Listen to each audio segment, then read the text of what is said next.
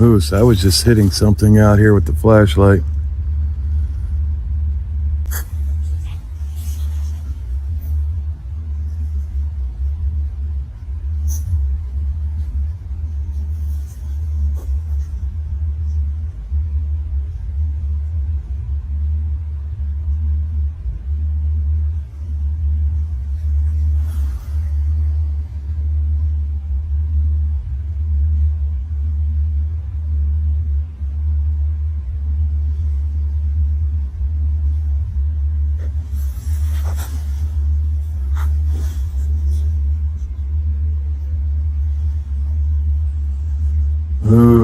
I was just hitting something out here with the flashlight.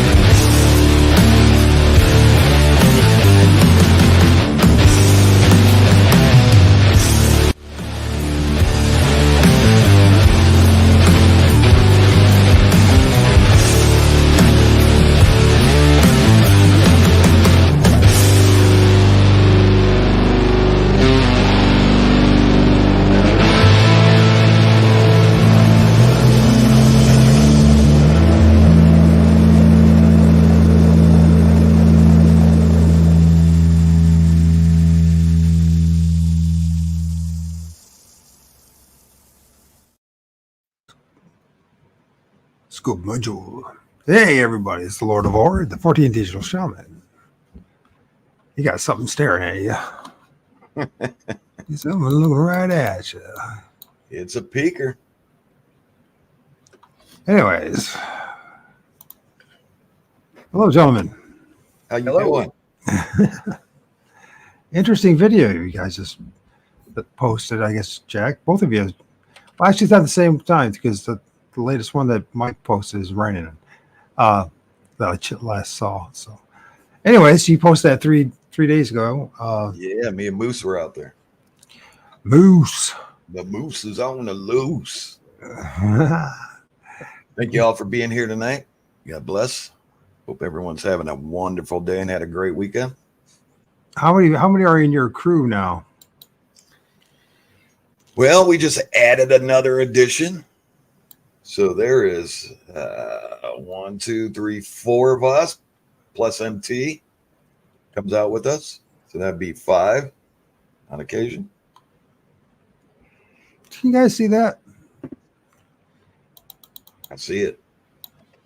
Not here, not here. There's 2 dots right here. Anyways, yeah, I checked that out, and that one section in your video. Yeah, funny thing is I seen them out there, but they were a distance away. So what do you think that what do you think we saw there?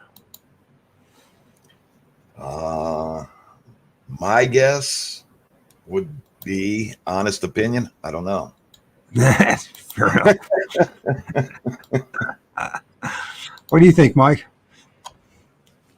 Just the high strangeness, as you like to put it. It's hard to say, you know. It's tough without actually seeing it. You know, something was going on there. There was. I keep getting double messages from the same reason. Yeah, that was me. I think it's just putting it on multiple platforms. That's what it was telling me. But sorry about that. Everybody sees like 4 messages coming from me for every one. Yeah. So starting out with a bang here. So my apologies, everyone. So hey, listen, this is cool. We haven't had a chance to really talk, CameraMan, and for about a year, and so he said, you know, invite me on and let's talk about the things I've learned in the past year. And I'm like looking forward to hearing from a Bigfooter's point of view of what you're learning. You know what I mean? What are the contradictions? What are the confirmations? And what are the new insights? If you know what I mean? Absolutely. I'm here to give you my opinion. And it's just my opinion. Well, you know, plus your experience, and that's a great value. So learned a lot in the years that I've been doing this. From day one to now, I'll tell you what, a big difference. So, what is the well, shoot, okay, how do we go about this big difference? Yeah, what is the big difference?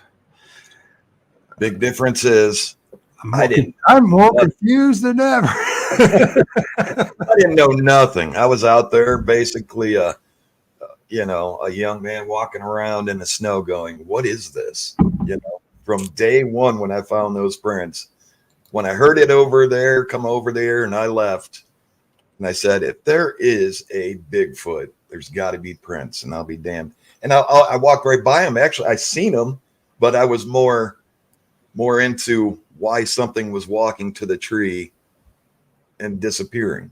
You know, it walked into a tree.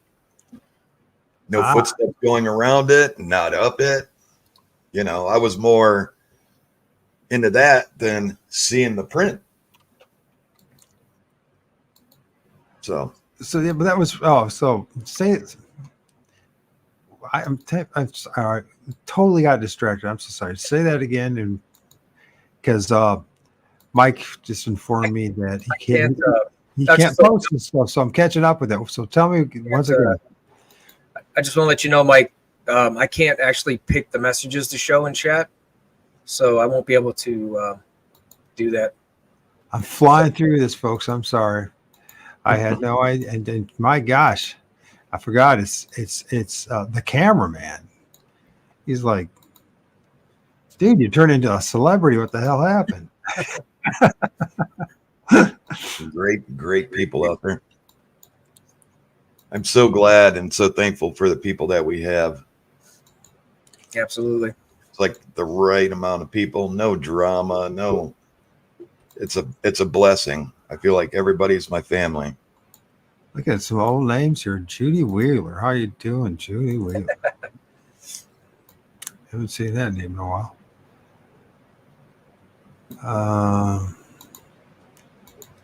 Trapper, what's up, Trapper? Oh my gosh. All right, I'm just going to go over through there. So anyways, because this is always very difficult for me, gentlemen, to try to follow the chats and actually listen to my guests. So, yeah, we were kind of hoping that MT could have helped out here, but I forgot. Yeah, I don't know. I'm not sure what's up, but I can't. I think you can only do it if you're the co-host. Okay. So anyways, you guys are flying through here, so I'm not going to be able to keep with you. So anyways, Jack, just tell me, man, it's like, what are where do we want to go with this? Pick your head here, or your mind here. There's so many avenues to take here. So when you first started, what is the biggest insight you've got? Again, I don't know if you said it, but let's try again. The biggest insight, what I've learned. Yeah. The most important thing is listening to people around me. People that have experience, and then take it and utilize it out in the field. Now, are you talking about like fellow researchers, or are you talking about people that are the people who are having encounters? No, everybody, not just one specific person. But that's the biggest thing I learned. Listen to people, And what have you got out of that? Besides maybe more confusion. That's what happens to me. The right direction on how I want to approach things. When you have a lot of things coming in, a lot of information, you kind of weigh it. You know what I'm saying? And how do you incorporate it? And how do you, like a new area, how are we going to attack this new area? I always get on topo maps, talk about it with the guys. I look at maps, look at areas, is there a water source? How good's a food source? How big is it? Power lines, railroad tracks, ponds, lakes, Now, I want to ask you a question about that food source thing, okay? And I think you have a good idea where I'm coming from as far as where I'm at when it comes to the things that we're finding in the woods.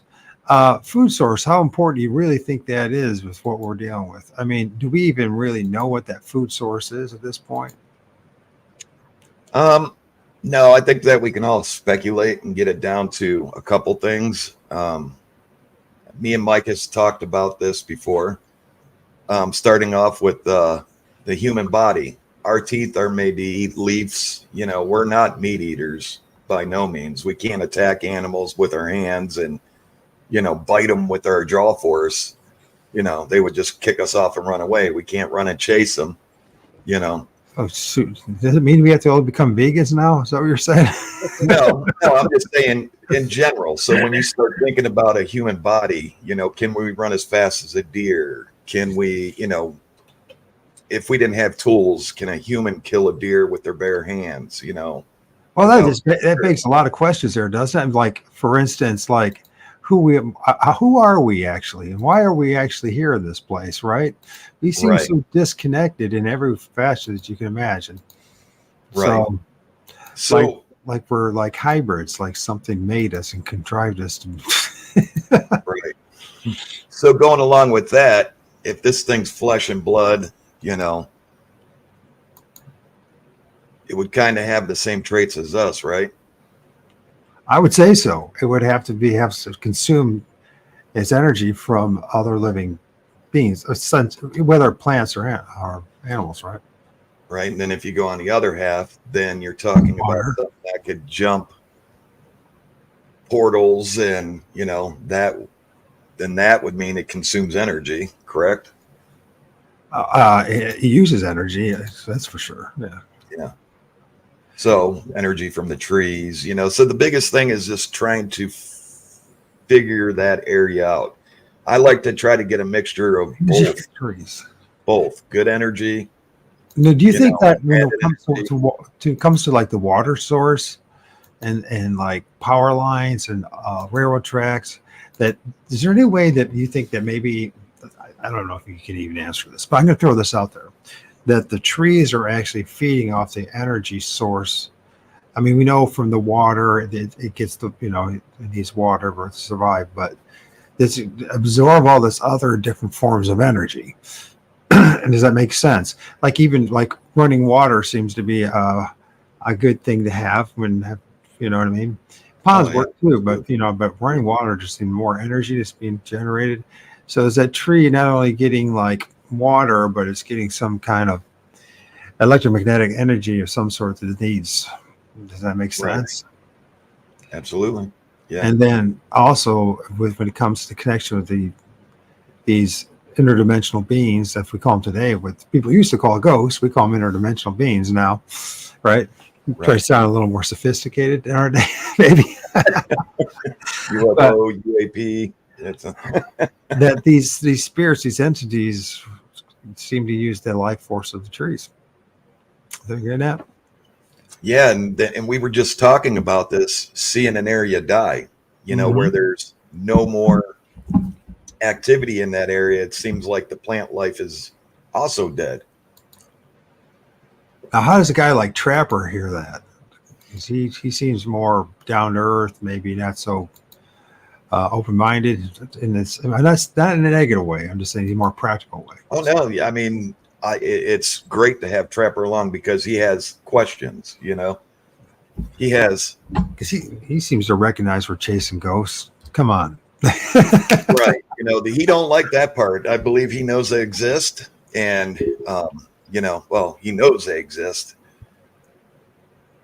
The Bigfoot, he's had his encounter, but he don't remember having the encounter. You know what I'm saying? It was something that kind of just had his encounter. I witnessed his encounter.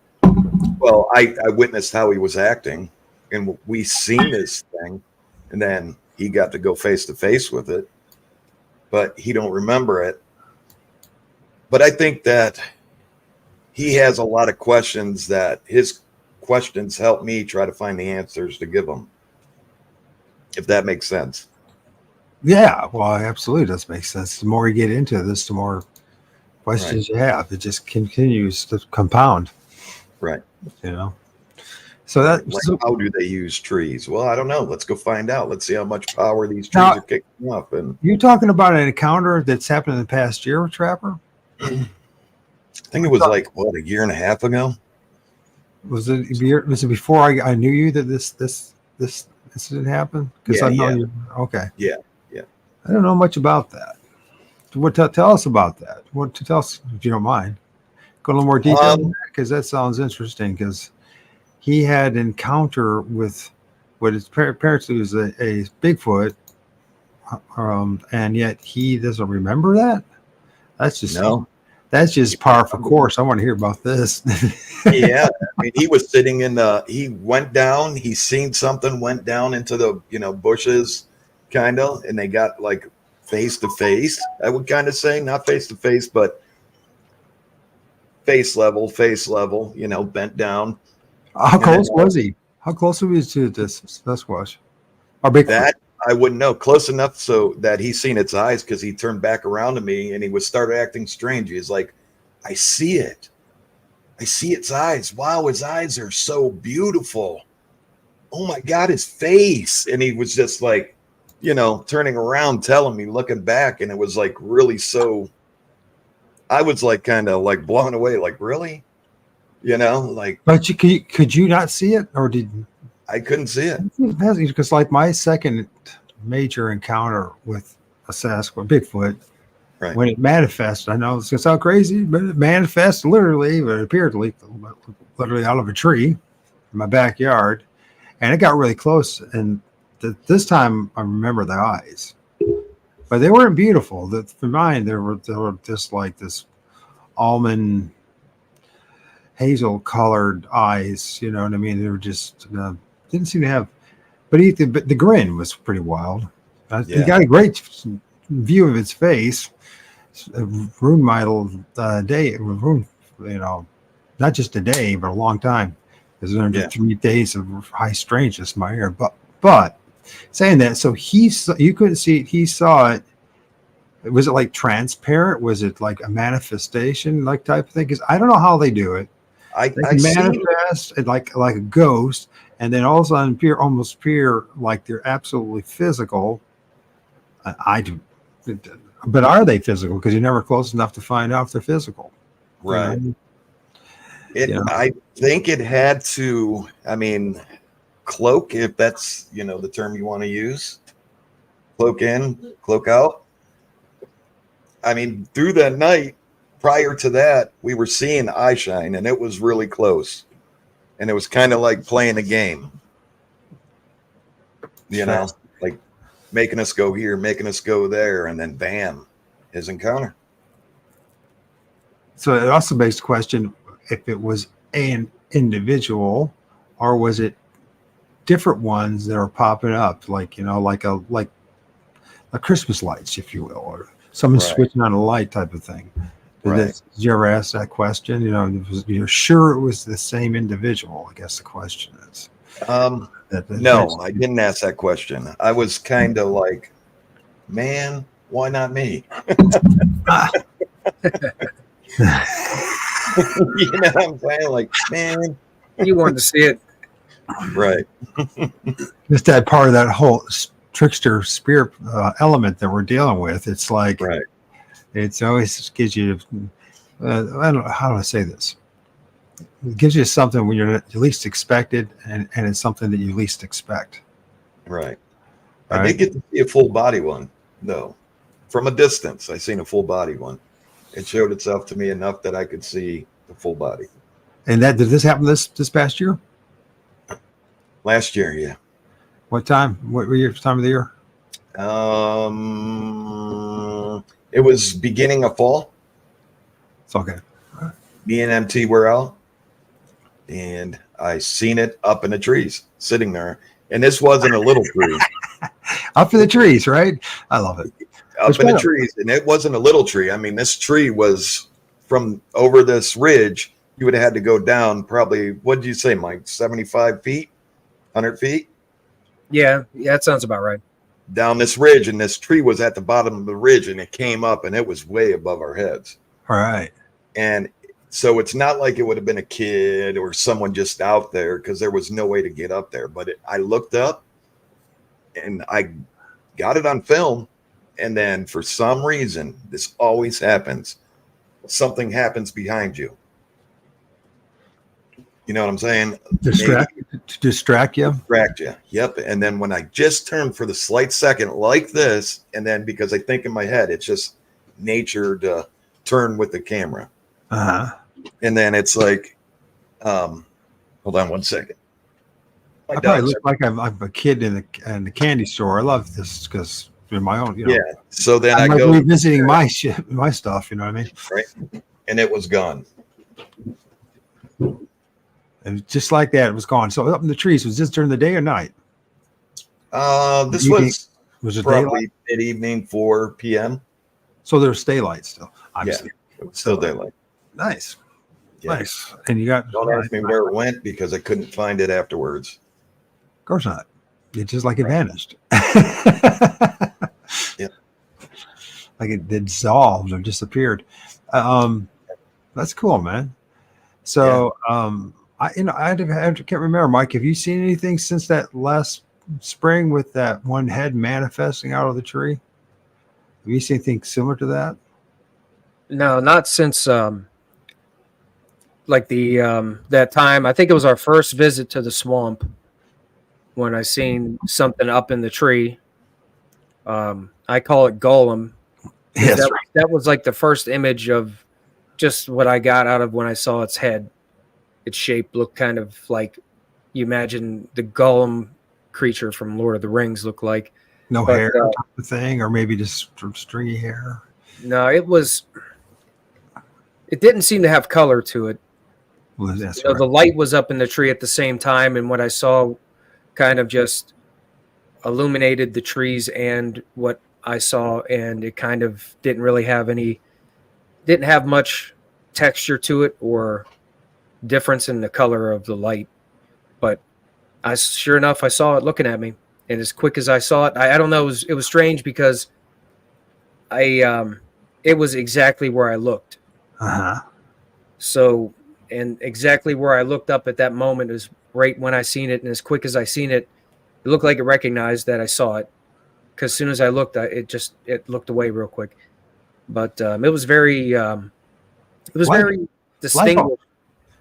Would you feel that it was life altering? Oh yeah, and I had my camera pointed that direction for the most part. I think I may have been looking a little bit different than where I had my camera, but as much as I keep looking back at that section of the video, Mhm. I sure cannot make it out.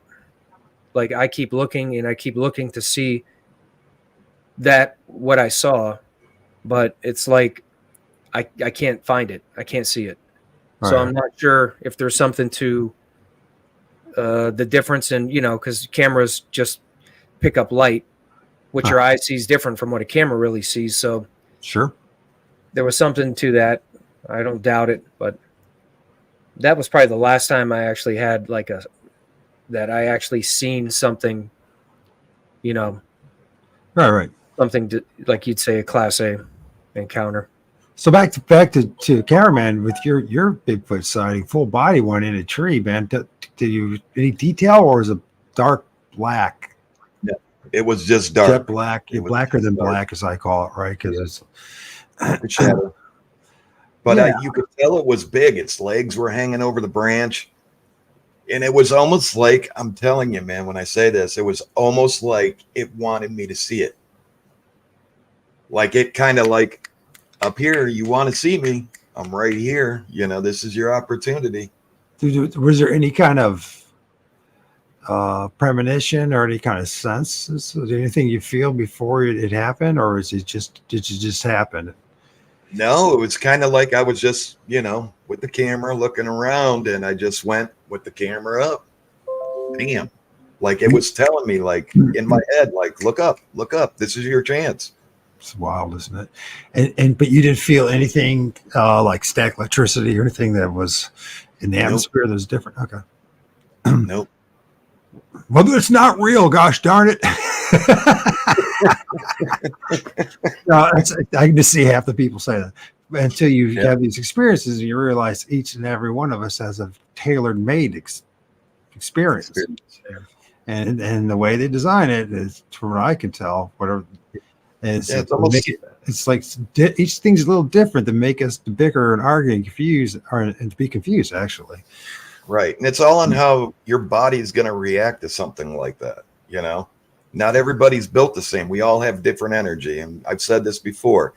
The energy that your brain makes is different from what your heart makes. It's different from what, other parts of your body make.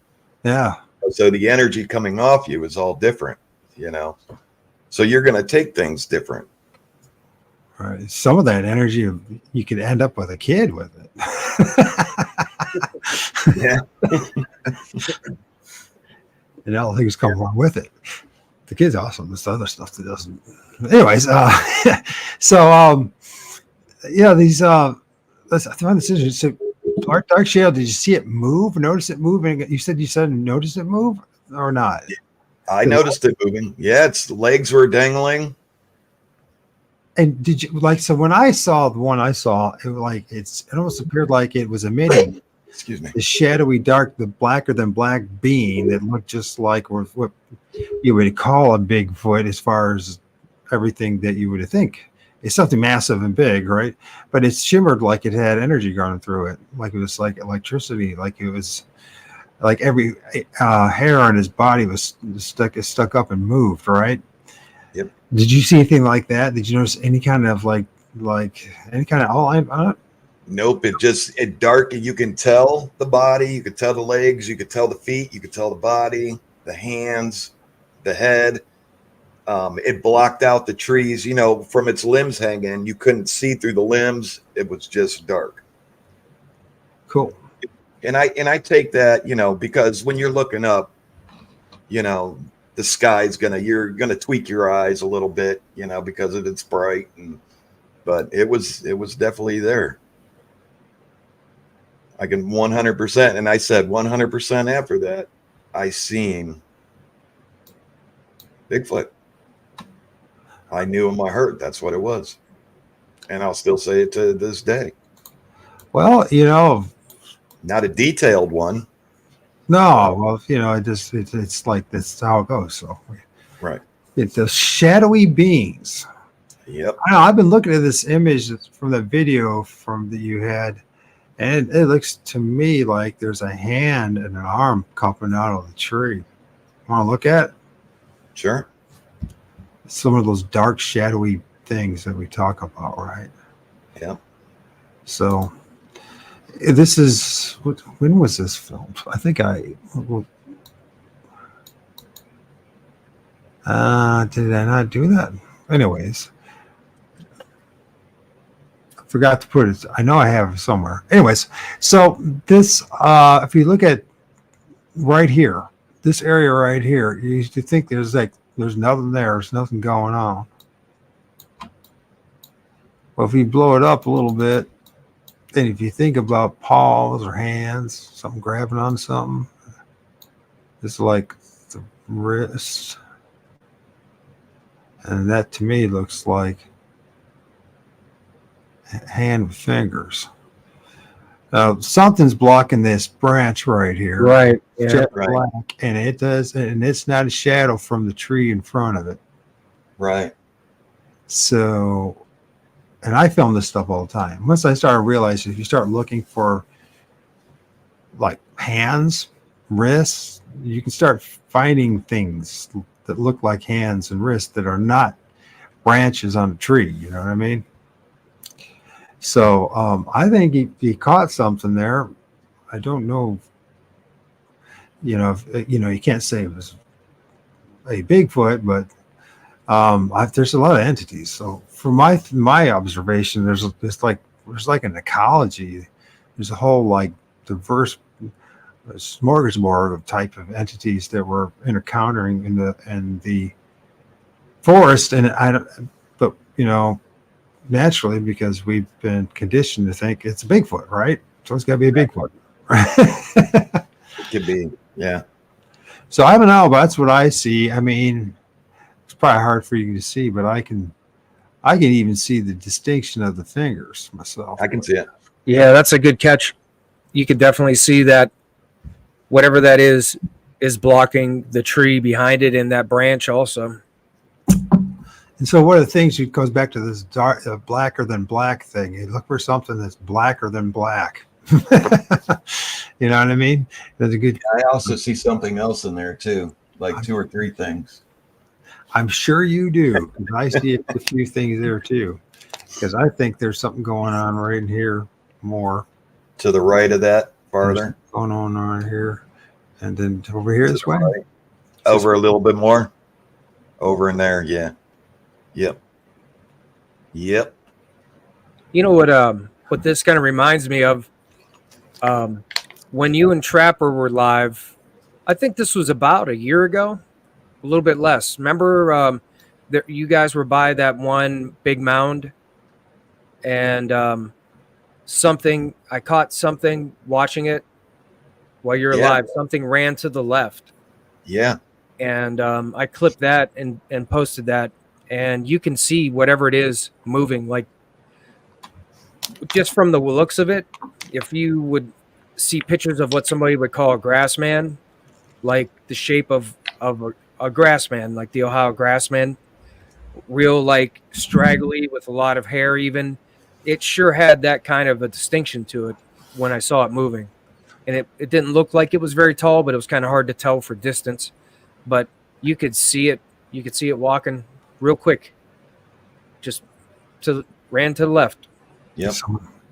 You know, do you guys ever wonder, I always, we got friends that are up there in British Columbia. If you're into Bigfoot, you're going to end up having friends from British Columbia. You know what I mean? It's just going to happen, right?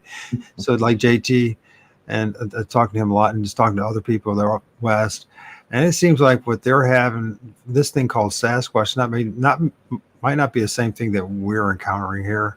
That maybe the Ohio Grassman might be a better direction as far as when it comes to this large hominid-like thing. I emphasize, because I don't know, if it's a really hominid or not. It just appears like one. I mean, I mean, it sounds bizarre, and I know it's very difficult for a lot of people to accept. But when they just like go through a tree, what are they supposed to do? You know what I mean? I mean, but they still maintain, or at least once they get to the other side, they're, appear to be physical. They have that physical flesh and blood appearance to them. You know what I mean? But it's not. Usually it's a dark black shadow type thing, or like Mike says, it appears to have like a lot of hair on it. Right. It was really dark though. I mean, it was distinct, and you could see its limbs moving when it was walking real quick, but it was very dark. Like it was just as dark as like that last photo where you showed the hand reaching, the one that you just showed. It was dark like that. So it was hard to really draw a whole outline of it, but you could see some of the, like if you watched it, paused it, slowed it down, you could see limbs. Like you could tell it was bipedal, and it was moving on two legs, and it looked like it had arms. Whatever it was, I don't know, but that was one that I haven't thought about that for a while. Now I just remembered that, and that's another really good capture you guys got when you were filming. Yeah. They said these images that we find and the experiences we have, they have like a grade to them, if you will. Some are much more memorable and at the very top, you know what I mean, of these encounters. I mean, I don't know how you scale it out or judge it, but I guess each person is different. But there's like certain things that happen that stick to you forever, right? And when it's happening, it's like you're in the moment, you're maybe a little shocked, or maybe a little confused, and so there's not like you would think. And then other times when it's really like something happens, it's dramatic and it's like very visceral, you know what I mean, you can feel it type of thing. Something happens, and those seem to be pushed to the side, if that makes sense. It needs to be some kind of subconscious thing that we do, I think, probably something biological that we have no control over anyways. But I just find that interesting, because it's like a lot of times, like what I would consider class A1 sightings, they were one was really traumatic, but the other ones were almost like a shock, you know what I mean, just absolute shock, or if that's the word, or just like, it's like, I guess it'd be like, you go out your front porch to have a cigarette, and a mountain lion walks across your street. I mean, it's not, you know what I mean? It's not like it's a memorable moment, but it's not like something that's totally life altering, if that makes any sense. Right. But then other times it's like the experience is so intense, or so there's some kind of connection, whether spiritually or energetically, that it's just like, man, I don't even want to remember it again. You know what I mean? That kind of thing. Or the body, the mind, subconscious suppresses it. Anyways, I don't know. So back to this thing. So this past year, man, I mean, what are some of the things that you are doing different than you were doing a year ago? More areas, hitting more areas, reaching out to more people, working with collaborators this year, starting out now. So how did you find how did you find moose? I mean, you're like the only people in the state of Ohio that could find a moose in the woods. That's Trapper's buddy. Trapper knew who he was, and he was very interested in coming out with us. for a while, and he was out with us before about a year or two ago. No, about 2 years ago, he was out with us. Wanted to get back out with us, and this year was the time. Glad that we got him. So, like you guys, you and Moose were like that video that you posted 3 days ago on YouTube were together, and you guys like found an area with a lot of like tree breaks. Yeah. What's up going on? What do you guys think about that? I mean, There was more than tree breaks. There's that video was probably just the first 100 feet into it. Now, the funny story about that is when we were on our way out, we only had one flashlight each. Yeah. And, I was walking, looking all around us because we heard them following us. We knew that they were following us because frogs and stuff were going off, and then they just went dead silent. We heard some rustling around. Then I hit the flashlight, and I seen like a doorway, and that's the beginning of that. I said, "It looks like a doorway," I remember that. where you could stand up, and walk through, like taller than me. And if you look on that video, you can see where the branches were broke out of the way, just that perfect height. And on the side, they were broke perfectly, it didn't want to make sure it didn't rub up against anything. So, when the video cut, we still continue to go back, and wow, breaks. There looked like a nesting area with a doorway, and doorways like down lower to go in, and if you bend down, you can see in there. Not good because it was built purposely. It like drug trees and put big thorn trees, not just little things. You know what I'm saying? Yeah. Like big trees, like it'd take 10 of us to grab and throw up on top of the structure that it made. Pretty amazing. So he says, why do you think it's a nest? I mean, why do we call it a nest at this point anyways? I think when I think a nest is what, sticks, birds grab sticks and build, and you know what I'm saying? Sure. But bigger concept. But usually the birds like live in the nest. And yeah. You know what I'm saying? Yeah. I could say stick hut. Or it's just, it's the logic behind it doesn't make any sense what they're doing. So, but you found footprints all around it too, right? Which is a rarity. Yeah. You'd never hear anything of the sort. So at least which is the first time, which is probably, I've been talking about this, and that's probably their way of rubbing in my face. Here you go. Anyways, but so there's what appears to be footprints, or something was moving around. So would a hunter ever do something like that? Is just like some kind of blind? Would it be practical? No, they would. There was no. Moose can agree with me on this one. There was no human interaction in that area. Nothing. No and sign. A hunter's not going to. Man, you grab one of these thorn trees, and it's going to hurt you. So they hawthorns, is that what they're talking about? Yeah. Okay. So they're not a small. I'm talking big. Yeah, they got a lot of thorns on them. That's for sure.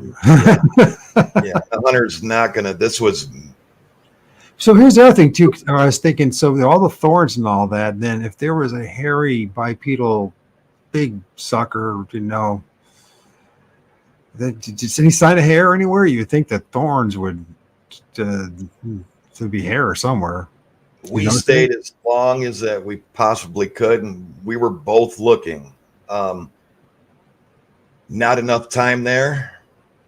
I've been waiting to go back. Actually, me and MT went back, and we actually came in from the other side. But again, still not enough time. So. But basically the answer is no, you didn't see any hair. Or you didn't find it. So no. I just find that fascinating because if these things are solely flesh and blood like us, and they're covered in their head or toes and hair, that the odds of them not leaving some kind of hair in what you say is a nest of hawthorns, Right. that's about slim to none if you think about it, right? I mean, Right. it'd be tough for you not to leave some kind of sign, even if they're clothing, right? With thorns, Right. you know? Deer are shedding, right? Right. So, I mean, if they're flesh and blood, and you 100% believe that, then yeah, they would be shedding like crazy, right? They're not going to walk around in 80-degree weather, you know. Dogs shed. Right. you Or know, just not even shedding, just the fact that the hawthorns would rip you up. Yeah. yeah. So what is these things that we're dealing with? That's the question. I mean, really, the more and more I do this, it went from me trying to disprove Bigfoot and it was just a government psyop to, okay, it's the Patterson film must be just flesh and blood. So after all these years, this is like, I don't know what these things are.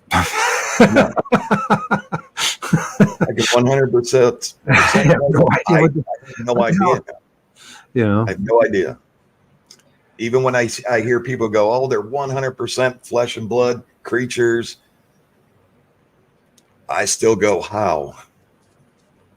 yeah, that's the question. How do they do what they do if they're flesh and blood? I mean, you can, and you know, it's been convenient. You know, they're part of the psyops. I do believe is this Hegelian dialectic nonsense between flesh and blood and woo, right? So first of all, and I see that very much from the flesh and blood camp, they're very dogmatic, religious-like in their fervor, right? That it has to be flesh and blood, and that's it, right? And that's the reason why 6 years since the Patterson film, nobody's got squat, because they're living in the wrong paradigm. That's the problem. And here's the problem. And I'm not trying to be a jerk. It's just like we're just coming to this realization of what our ancestors did always knew. We call them interdimensionals now, but they used to call them spirits. Right. And regardless of whether this is a wrong placeholder or not, the fact is there's something that we've known about that's in the woods that behaves very ghost-like at times, and yet at times looks very physical. And it could be pissed off and say, "I don't believe it or not," or "Hey, do what we're doing. You'll find out that we're not making this up."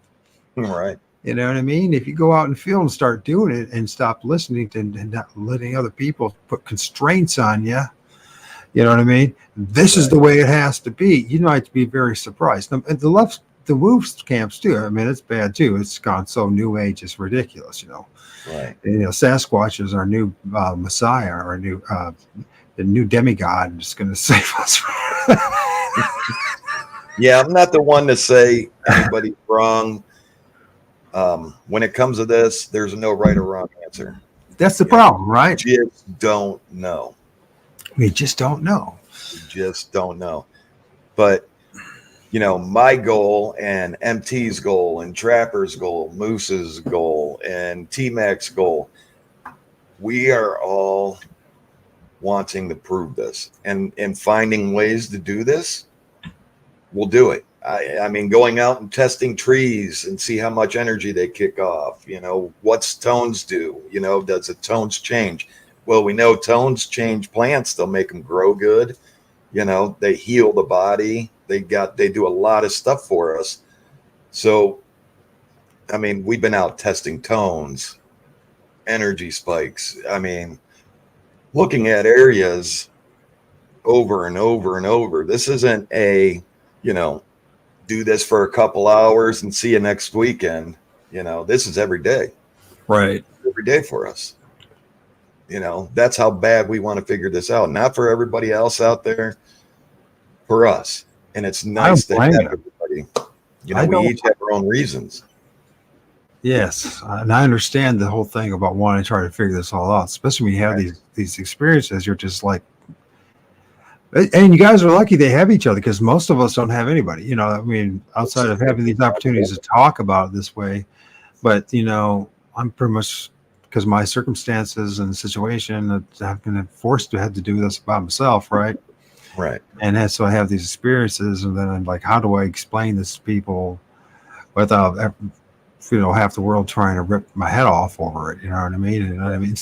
You don't know what you're talking about. And Yeah, that's one thing that we don't do is listen to outside noise. I always say, I just had to tell somebody this yesterday. They can talk all they want. We'll just keep working. You know what I'm saying? There's no wrong or right to this. I think that's what happens to people is that because they become so dogmatic about. I see this in religion too. I noticed this when I was real religious too. This whole thing, but it's the same thing. It doesn't matter the religion or whatever. It's this whole tribal camp mentality that our instinctive need to be part of the club, and this stuff will take you away from the club if you do it seriously. There is no club to belong to. I mean, they talk about the club of no return, right? And that's what Mike talks about. But the club is there is no return, and you're going to be it's going to be one hell of a ride, isn't it? I mean, when you think about it, and it's subtle. It's not like it's like, although it dominates us daily in our thoughts and what we want to do, it's the moments, those experiences are not like consistent necessarily every single day type of thing. I mean, you can go a period of time with nothing happening, right? Or, I know that's what happens to me at least. But then again, you guys are doing something a little different. So, and it seems to me you have more consistency in the moments than everyone else. And so, what do you guys think is the key for you to have these more consistent moments? Because it seems like, from my observation, you're having more moments or experiences, and I know that's very obscure or not really. You know what I'm saying when it comes to experiences, because every experience seems to be varied and different. There's no consistency of the experiences, or is there for you guys? Is there consistency in your experiences? It depends. It really depends, actually. Every time something is, when we go out, it's not like we expect it to happen. We have, we've went into an area, we know there's something going on there, and then we get into the area. So we kind of look for things happening before, like even before we turn on video, or we might just have the video running when we're out, looking at these areas. Then when things start to happen, we turn on the cameras. And that's how usually, but there's areas where we can go to an area and there'll be nothing, I've been to a couple areas where it's just been, action last year. We'll return there to go check them back out. And like I told you the other night, it's like the area's dead. Plant life is dead. There's nothing. It's like quiet. It's strange. Consistency. If we go there a lot, you know what I'm saying? If we go to that same spot. Well, are there certain things that happen that are consistently happening? Like, is there like eye shine? Eye shine? Is that what it is? Is it eye shine? Is that what it is? Would you agree with Mike? Two spots where we're always getting screams. I think you can, yells, screams. There's some, like, there's times where it seems like there's some consistency to certain kinds of activity, and to like any extreme difference, they always seem to be short, like the swamp with the rocks. That was consistent, but it was only consistent for a couple of visits, and then that stopped. There were the swamp has been kind of consistent with some, like maybe vocals or things we hear.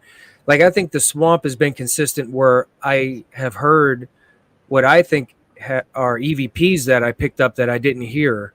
Mm-hmm. And that came through my audio on my phone. And I think that's been more consistent there than other places. But most places there's little consistencies, but it seems like the extreme things that have happened are like minimal. Like they'll happen and then don't know if it'll ever happen again.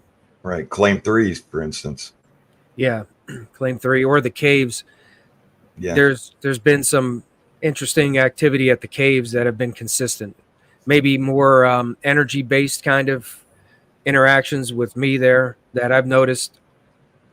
Elevated EMF seems pretty consistent inside the like main cave area we go.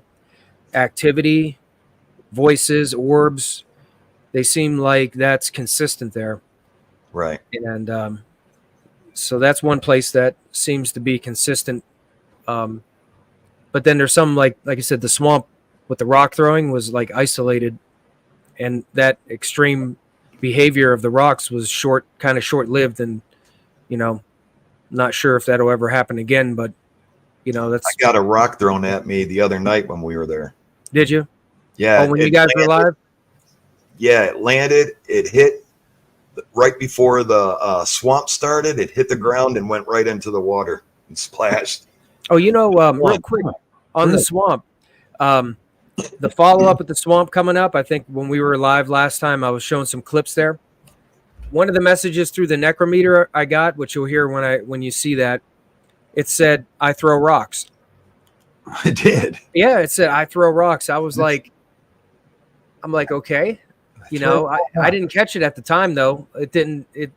I didn't understand the message right at the time it came out, but once I reviewed it, I heard that, and I was like, wow, that would have been one that I wish I would have caught, so I could have asked, more questions. Maybe I could have got more answers. If maybe next time I go back, I'll ask more answers, see if I get them more messages to answer that, who they are.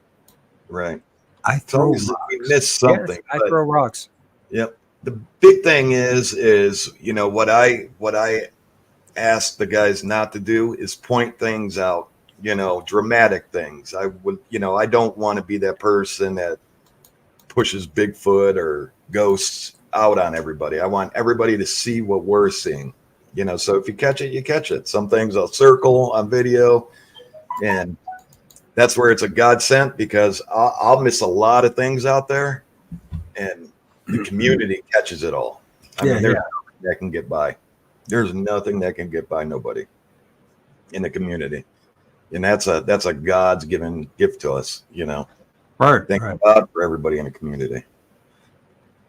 So they help point out these things. And then this whole thing, I throw rocks. That's how often would that, what would be the odds of that? I would say what was the other contraption? Not the contraption. What was the other thing you used before the necrometer? Again, what was it called? Oh, the spirit talker. There you go. Yeah. So what would be the odds that I throw rocks would be in something that would pop out on that? Right.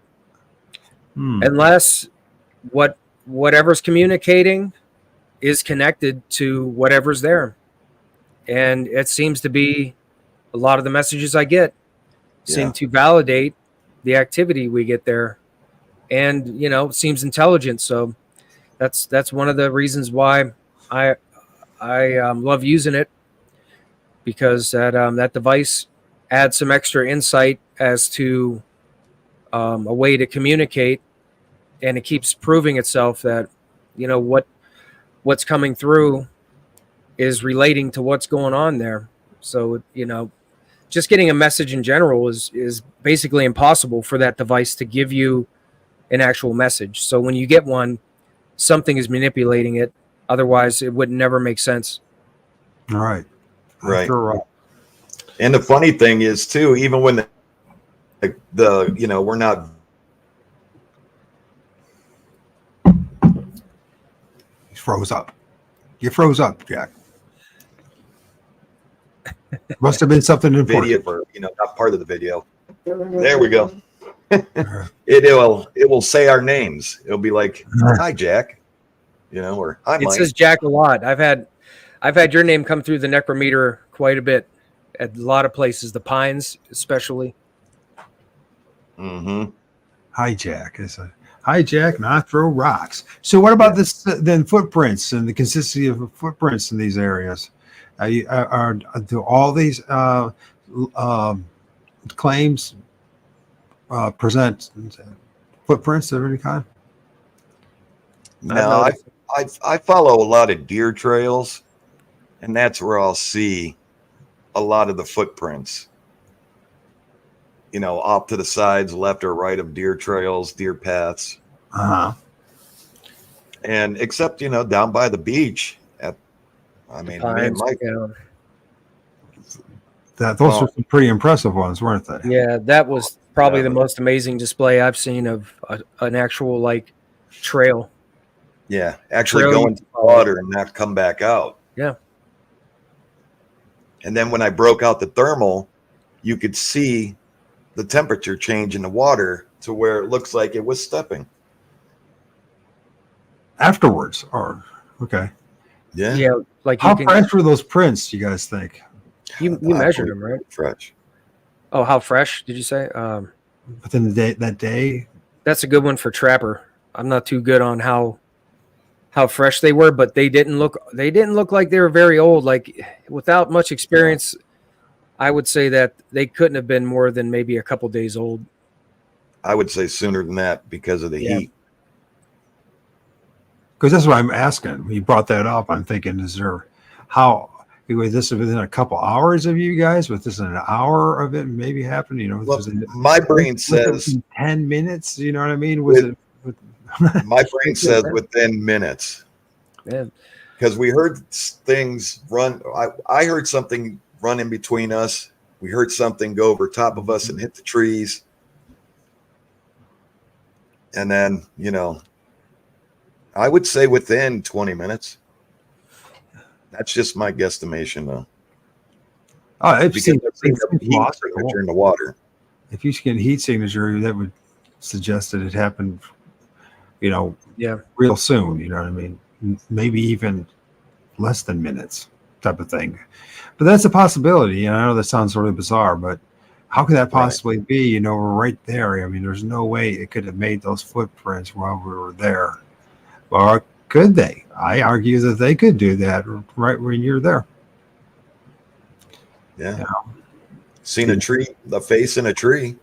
Yeah. Go to touch it and it backed up. So yeah, what are these things, man? So footprints. So consistently you're finding footprints. Is that what you're saying in all these locations, or not? Not distinctively great. You know what I'm saying? Where you see toes and, you know, you absolutely know it's a print, but there's disturbance in the ground. Like, he froze up again. Oh, there he is. Yeah. Like a print. Yeah. The swamp is one of those places. I think most places we've gone there. Occasionally we catch some that seem like they're relatively newer with actual toe outlines, but we find a lot of spots that look like they're disturbed and have a shape to where they were pressed down at. You're right, especially with like a stick. There's been a lot of them where part of where it looks like there's a print, there's a stick that is by it, and the stick is pressed into the ground as well.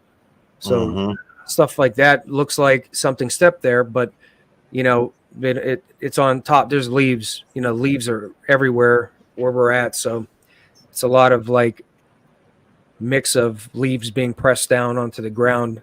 And I saw like the beach. The beach had just sand, so it's pretty easy to see those versus going through a trail in the woods full of leaves. Right. So how about tree breaks and snaps and that kind of stuff? How consistent is that in these claims? Is it something that's consistent and something you see? Recently, the place we were at, that's the one I just dropped the video. I was a trapper and moose, and there were a lot there. That was really noticeable. And I mean, usually breaks, I kind of always try to look around because if there's something laying by it, I try to, you know, eliminate that as probably something fell and hit it. But where we were at for that night, there were a lot that were big breaks, something, you know, a big split or a big break. And there was nothing by it that would have looked like it would have hit it to make it break. So it looked like something had to force it to break it. Don't know what did it. You know, and a lot of imprints on the ground, which in the video I showed that out. There was one real pretty defined one that I found that looked like you could see toes. So there was kind of a mix of evidence around the breaks too. So, you know, from what we gathered, it looked like something was going through there.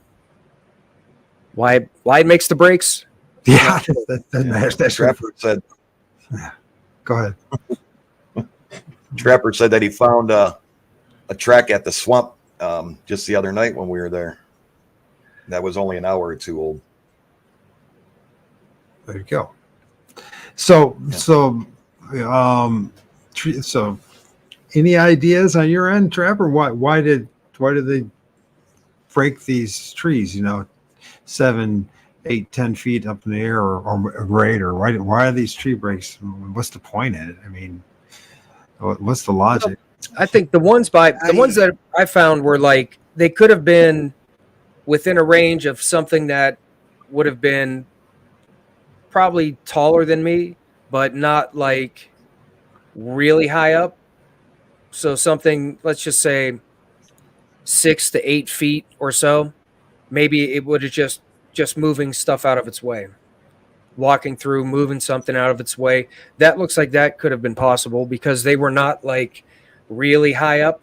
They were high up enough that like if I reached up as tall as I could probably grab where it was at.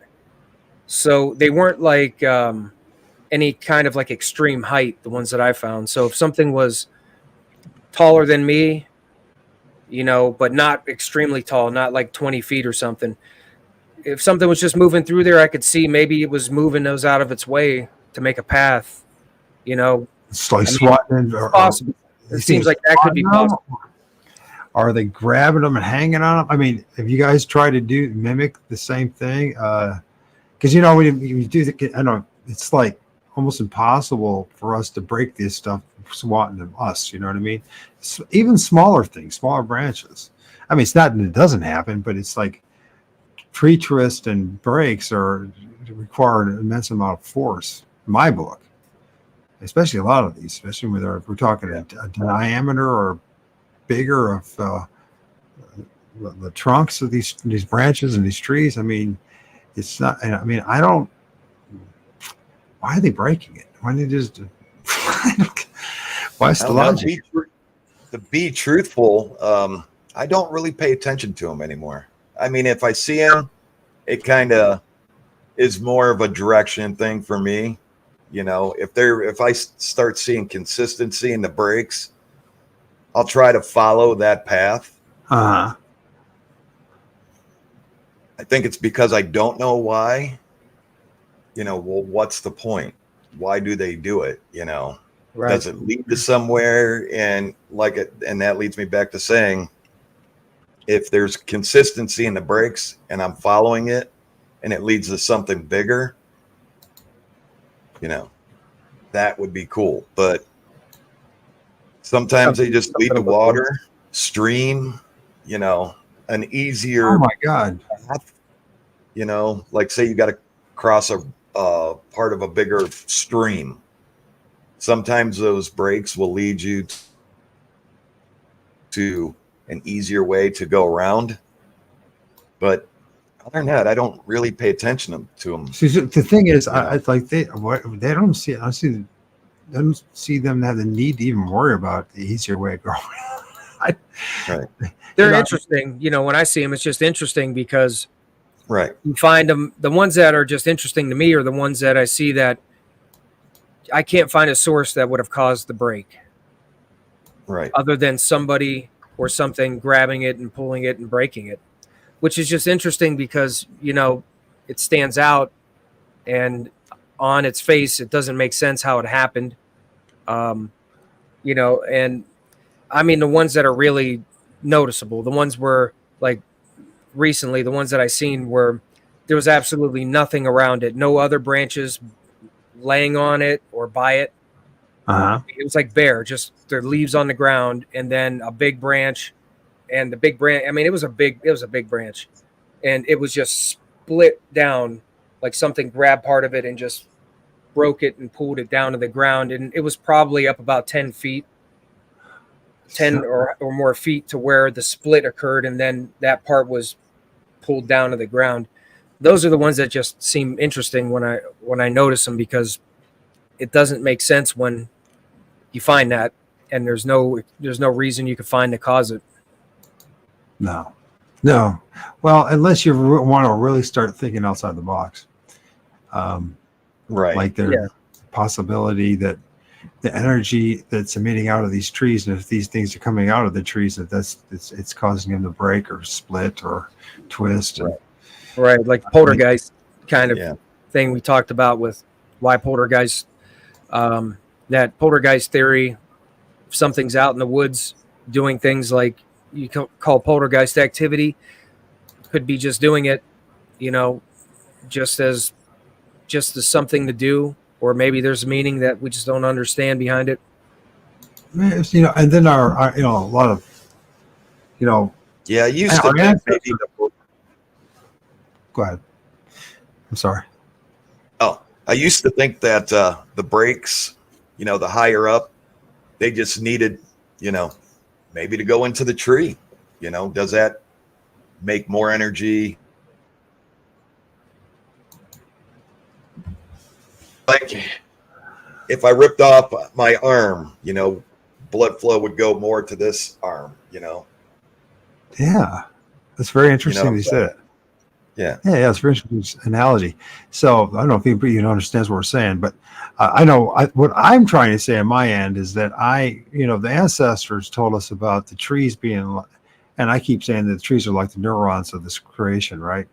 And they connect the underworld with the middle world and the upper world, and somehow they use it, and it's either when they manifest out of the trees that you hear the tree knocks and the breaks, or they're going bizarrely, maybe they're going back into the trees, whatever that force is. And we call it spirits, or whatever you want to call it, because we don't have definitive, we don't know what else to call it, right? So we call it that. That's what our ancestors called it, so that's what we're calling it. But these entities, they seem to have a life force of their own, some kind of intelligence, yet they seem to have a strong connection with the trees. And I know that pisses off a lot of people, but until you realize that and start focusing on you're going to miss the big picture here. So, and okay, tree structures. How's that? What's going on with that stuff? Are you finding anything significant in these areas, or are they more sporadic? Are you finding teepee structures, significant X structures? Is there some kind of meaning, like tree lines, tree lanes? Because I know sometimes in some places I go, I'll notice there'll be like a lining of tree lanes leading somewhere for some reason, right? And of course, it's not always like a magnificent tree structure or anything like that, but it's leading somewhere. There seems to be, and it's not from storm, you know what I mean? Right. But they seem to have some kind of directional meaning in some way. I don't know. Like maybe like our ancestors used to do. But have you guys found anything interesting as far as tree structures in any way? I have a whole area. Trapper knows of this area. MT, I don't think that you do, but I have a whole area that I just been taking and gifting. Me and Trapper went, and this was during the winter, and I came out and there was a lot of TPs, structures, big ones. Now, well, I call them like pseudo TP structures. There's like the real TP structures. What I say they're like, where they're consistently lined, with tree or branches or tree trunks. You know what I mean? And then there's like pseudo ones, which are not fully developed type of things. These were purposely put there. Almost, man, I want to say there's, off the beaten path. And me and MT seen a couple that we have to get back to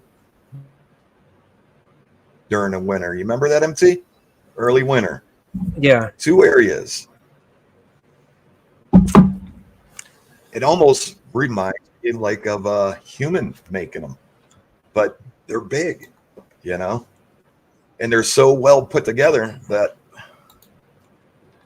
So you say that, like, so how big are they? I mean, because it's one thing I noticed about, if it is people doing it, they have to put a lot of time and energy into it, whether it's a group of people or an individual. And there seems to be no signs at all of people doing it. I mean, there should be, we're pretty footprints and stuff like that, human footprints, boot prints, that kind of stuff, shoe prints. And there's nothing. So there's something's building it, but that these ones that are, all the branches are stripped off. Somehow, amazingly, they find like the straightest of trunks or limbs. I mean, that are like 8, 10, 12 feet tall. You know what I mean? So how are they doing that? Yep. That's the question. And then, and these are big. I mean, 20, 30 feet. But, if I want to film it, and I will film it, but I get into this thing in my head. We're showing these people this. How do you present this as this is off the beaten path? You know what I'm saying? Without somebody being, oh, hell no, that's man-made. When it's 70-30 in my head, 70% going, man, this has to be definitely something, Bigfoot, whatever. This is not human-made. Right. Well, part of the problem we have done in the Bigfoot communities, we've made the assumption, we went along with the narrative instead of questioning it, that those tree structures are being made by Bigfoot, when we have zero evidence that it's made by Bigfoot. Right. So, which then begs the question, and it makes me things even more interesting, is that, oh my gosh, there's more than Bigfoot in the woods. There has to be. Right. Yeah, it's just how to present it on film, I don't know, until we film one or film them being assembled somehow. Right. And by the time AI and CGI is perfected, that's, how would you know it's not, you know what I mean? It's going to be one of those things. I think I'm saying this, I'm confident it's going to be filmed, but by the time it gets filmed and what people actually see, they're going to think there's something that Hollywood did it, or some skilled, animators or people that could, can CGI. And then, right. Right. I mean, we could just put it on film and give our thoughts on it and leave it at that. Just look at it and wonder what the heck it is. That's pretty much what everything comes up usually that we capture. Right. Really no definitive way to identify what it is. So as far as you Tapper, what am I saying? I got this Trapper. Anyways, but I meant to say, cameraman. So these things you said, these tree structures that seem to possibly human made, right? Now, why do we? What gives you the idea that human would do it? In that location where you're finding these things. I can see nests. Okay, like we talked about nests, just all thrown together. You know what I'm saying? What looks to be a doorway, but when you get to something put together like that and so well put together, you question it. I question it. I go in my head, wow, even though I know these things would have to be intelligent, going in the trees, disappearing. I mean, why and how? What's the purpose for them? Yeah. Well, why do they do it? So, is somebody just, even if it's off the beaten path, 2 miles in the middle of the woods, and we've seen some, me and MT have seen some personally. You even my brain draws questions about it. Like, did somebody come out here this far and make this just for a survival video? Yeah, I mean, when you see something that possibly could have been survival, it could have been made by someone. It's hard to say, was it or wasn't it? It's just one of those other possibilities that it could have been man-made. Right. Some of them. some anyways. Then it begs the question: when we say man-made, are we talking flesh and blood? Are we talking spirits Yeah. or interdimensional beings? That listen, I just watched, and I'm going to post it too. It's called Dead Bird, I think it's called, and it's a 1963 documentary of something West Guinea, Guinea up there in Indonesia. Anyways, it's this tribe, these tribes, right? They're still, living like a very Aboriginal type of lifestyle, right? Very disconnected from modernity. Although things have changed drastically since then for those poor people. But they, every night, they would not go out universally throughout the whole area. And these two different clans or tribes were warring. Anyways, they're because of the spirits. Then they said, the spirits rule the night in the woods, and they stay in their huts at night. They don't go out for, it's about bad luck and that kind of stuff. Now, at the same token, I just shared something about early American history, in which I can't think of his name either, but a famous preacher type, Puritan type character, like in Boston. I think he's the original mayor or whatever. Anyways, he's in the woods at night. He swears to his God and to Jesus that he's being chased by spirits. He runs into a menstrual hut where these women go when they're having their period. Right? They have like this hut that they all just until it's done. He gets in there, kicks them all out, screaming. There's demons in the trees and in the forest. So and the more I look into this stuff, it's very subtle, and people are laughing at about it. Obviously back then they were laughing at that preacher, and they're, but our ancestors took it very seriously. There was something that they called spirits that was in the woods. And they very much discouraged people to go, their people to go out in the woods or be out at night, because that's the time for the spirits. Now, I mean, I know it's like a tough pill for us to swallow in 2024 with our Western education and our mindsets, but I mean, it seems to there's a possibility that maybe ancestral spirits might be part of the equation. Yeah. Yeah. I mean, I think we've captured enough evidence to show that there is something that is some things or some people or spirits, something communicating with us. And even, cameraman's even captured entities that have been right there in front of them. So, I mean, I think, just from what we've done so far, at least from what I've done so far, I've shown that there are things there that could be spirits, maybe of our ancestors, maybe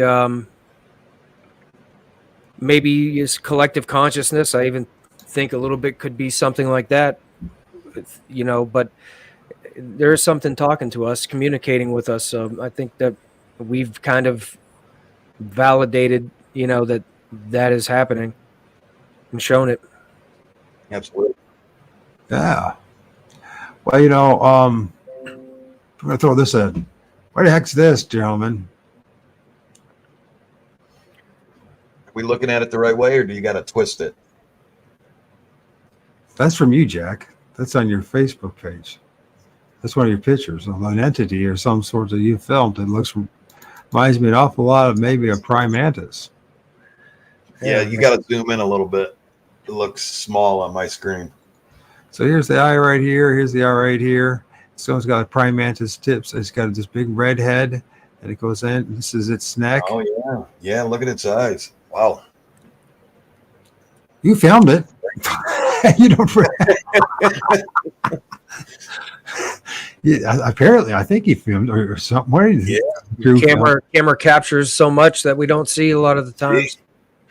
That's why we depend on the community. That's why we say the community does a great job, and it's a blessing to have everyone. It's like we are all meant to be together. So we look at this, and if we can embrace this, and that what we're looking at here is some kind of being, entity that doesn't quite fit what the talking heads and those are pushing certain narratives, right? Which I do believe that's part of the problem at the bare minimum of the Bigfoot community, right? Is they keep on pushing the same images and brainwashing each other. This is what it has to be in the woods. And I'm looking at this, and I've seen things like this and other things like this, and I'm just like, maybe we're just like we're dealing with like a total. What if it's something that does look like an alien that's actually freaking building the teepee structures, and somebody finally has the right place, the right location, right camera, everything, and films it, and he presents it, or she presents it to the rest of the world. Are they going to give the living crap beat out of them because it doesn't fit the official narrative, which the official narrative obviously does not work at all? Look, it's right by a tree too. Right. Yep. Like it's I'm going to try to find one here in a moment. I want to show you a photo of something I captured in the tree. So this is why I think it's so important what you guys are doing. I keep saying that you guys are the cutting edge, because you're taking this to what I believe is a more realistic direction. And people don't realize that social engineering really does happen, and none of us are exempt of it. None of us. But if we understand the Hegelian dialect and this whole thing, you get only two choices. And the odds are they're never going to be the right choice. It's kind of like politics, right? You get the right and the left, the Republican, Democrat, blah, blah, blah. And it's the illusion that you're actually even having a choice to begin with. They're steering you on what you're going to select. I mean, they already selected. All you get is A or B.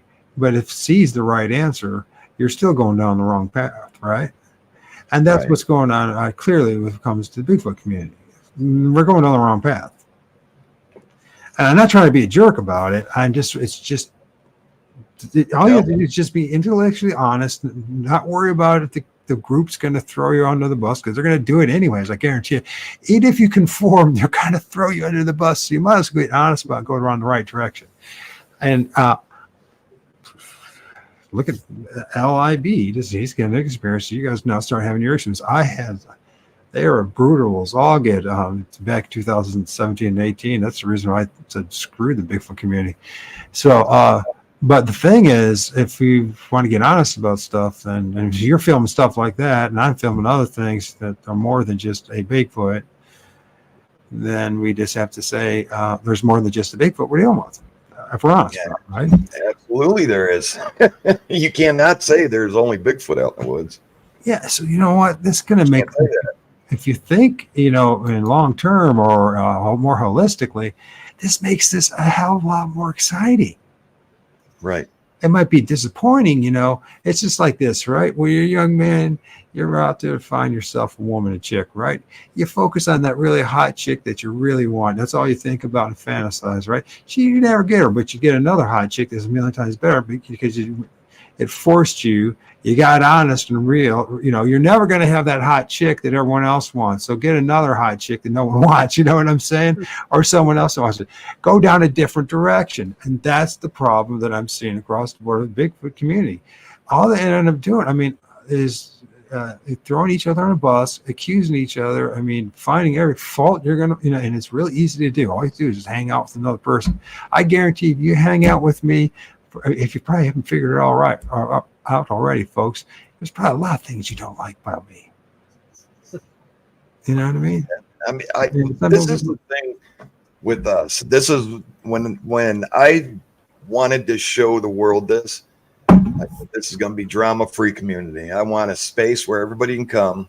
If non-believers, believers, kids, I want you to be able to sit down and be able to watch this with your family. And the biggest thing is we don't listen to the outside noise. You know what I'm saying? So when you turn off the outside noise and it's not in the community, it opens up so many doors, and you start to see things for more clearly what they are. You have to let go of the community if you want to know the truth about anything.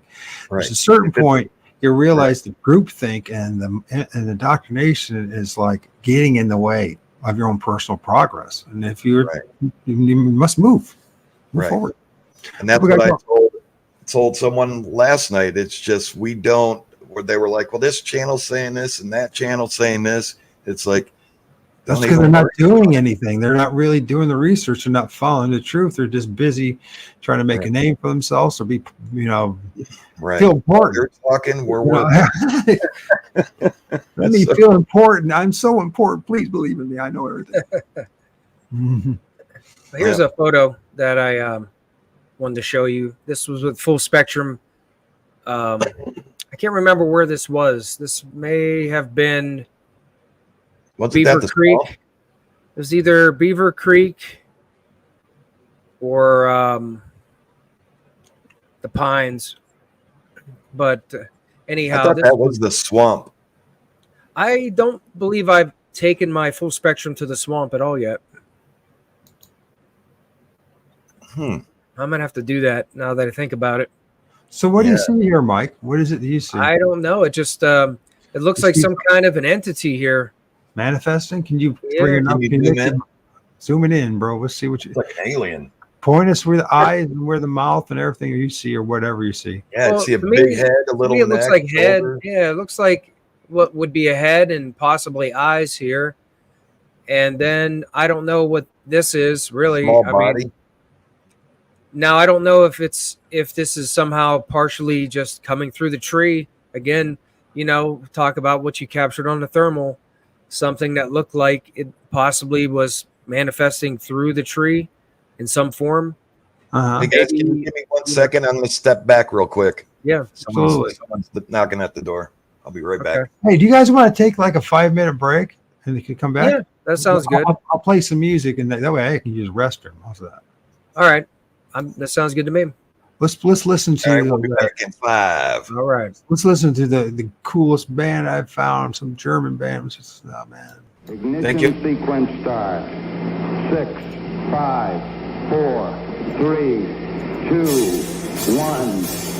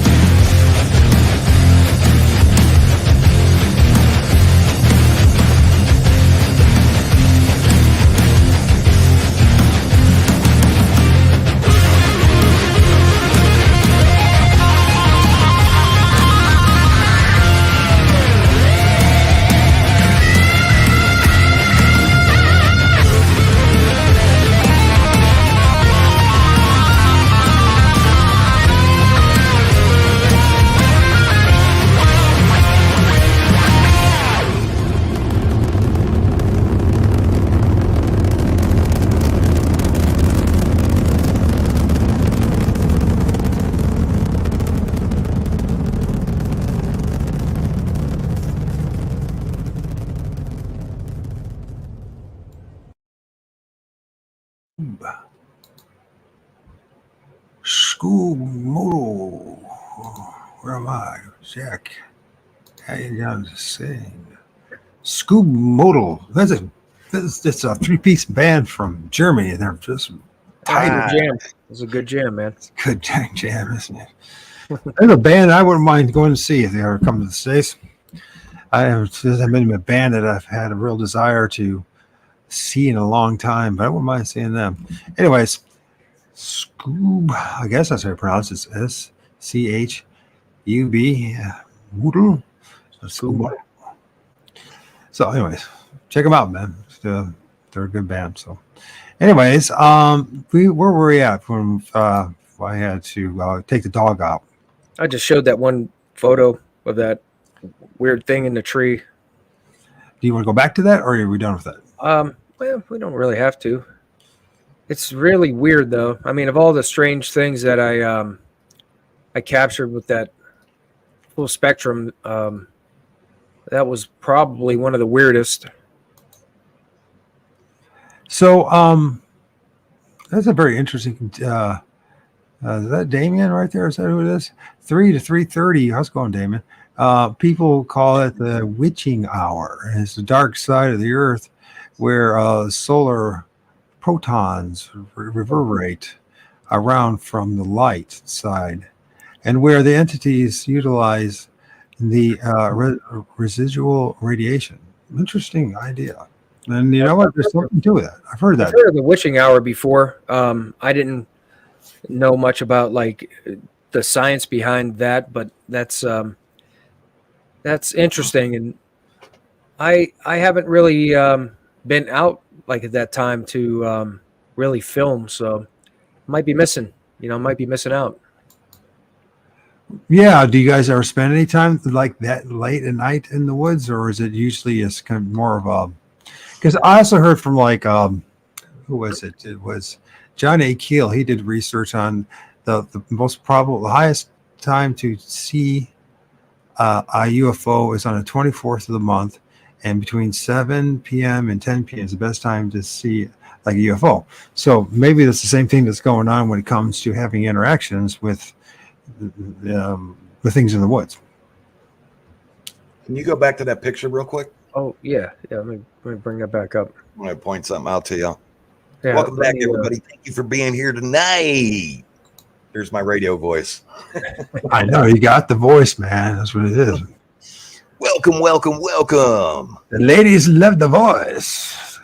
Ladies and gentlemen, tonight we have the cameraman, MT Paranormal. You should hear him on the mics. We'll be leaving wherever we're going. On the walkies are still on, and he'll be signing off. Now take your arrow and go to the left. Right there. Look at that, and then look at the entity on the tree.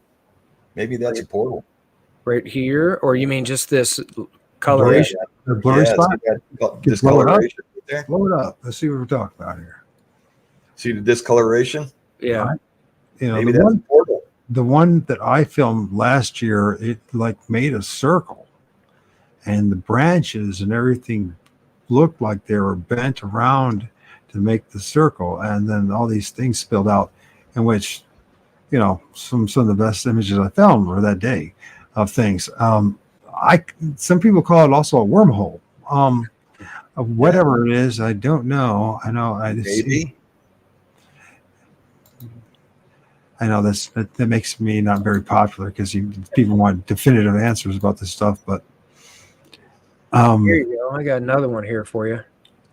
All you can say to that is we're trying, man. Everybody's trying. Let me see here. Let me share this one with you. Answers. I think everybody's trying in their own way. we all have our own limitations. That's the thing. Yeah. And even if you had unlimited money, then the personalities. You guys are very fortunate that you have a group of people that get along. So that's all I got to say. It's very difficult to get a group of people to get along about much of anything. And when it comes to this stuff, I cannot stress to you how much of a blessing it is. The same with the community. So what's going on here? The greatest That's a good community. question. just this caught my eye when I reviewed the photos. Like these ones I have here, I'm showing you are just some of the select photos I put aside. I think I've showed these, and I think every one of these I've shown in the videos too. After from that time we were somewhere, I put these photos in the video. But this was one of them here. Just this stood out, and that's one of the things. Like they're using a full spectrum camera, using ultraviolet, but even by itself showed sometimes you can capture anomalies that you otherwise wouldn't see. And sometimes I've noticed some things just stand out, and like that one you seen, that weird alien looking like thing just stood out. This was one that stood out to me as well. I'm not sure what it is. Honestly, I don't even know if this is possibly just something with the background, but it's just something about it just seems out of place. And those are the ones I usually just try to show and document because, they're unusual. Yeah, I do. One of the things from my is like I have some images, which is not my. Oh yeah, I've seen so many of yours too. That weird distortion you get is like, Yes. what I'm talking about. It looks kind of like there's like a magnetic wave that is Yeah. present. Yeah, I've noticed that in some of my photos too. And usually when I capture that weird, like I call it, like it looks like some kind of magnetic distortion in the air. When I've seen that, usually there's weird anomalies that follow it somewhere in it. Yeah, And that's just I like don't know for how to me too, explain like it. to be like the image that I take, and it's perfectly clear. You can see the leaves. There's nuts. It's in the right focus and everything, but there'll be this one spot. It's just one spot, and it will be dark and it'll be blurry. And if you focus in it, you'll see that there's something trying to manifest. Something here possibly too. Yeah, these are in the daytime. All the ones I've shown so far were in the daytime. That's one of the things too when using like these filters. The more light helps capture some, unless you have a really good like nighttime or like a good spotlight with ultraviolet. And to get that much ultraviolet in the complete darkness is difficult to do. But if you take them during the daytime, a lot of light helps bring them out. So from just taking some photos from time to time, the daytime is always when it seems like you can see these the best. But yeah, there's something here too, something odd looking right here. Yeah, looks like it has two eyes. Well, yeah, that's one thing that I brought up too is what a lot of times you'll see these things. They almost seem like they're clinging to the tree. There'll be like this bulge.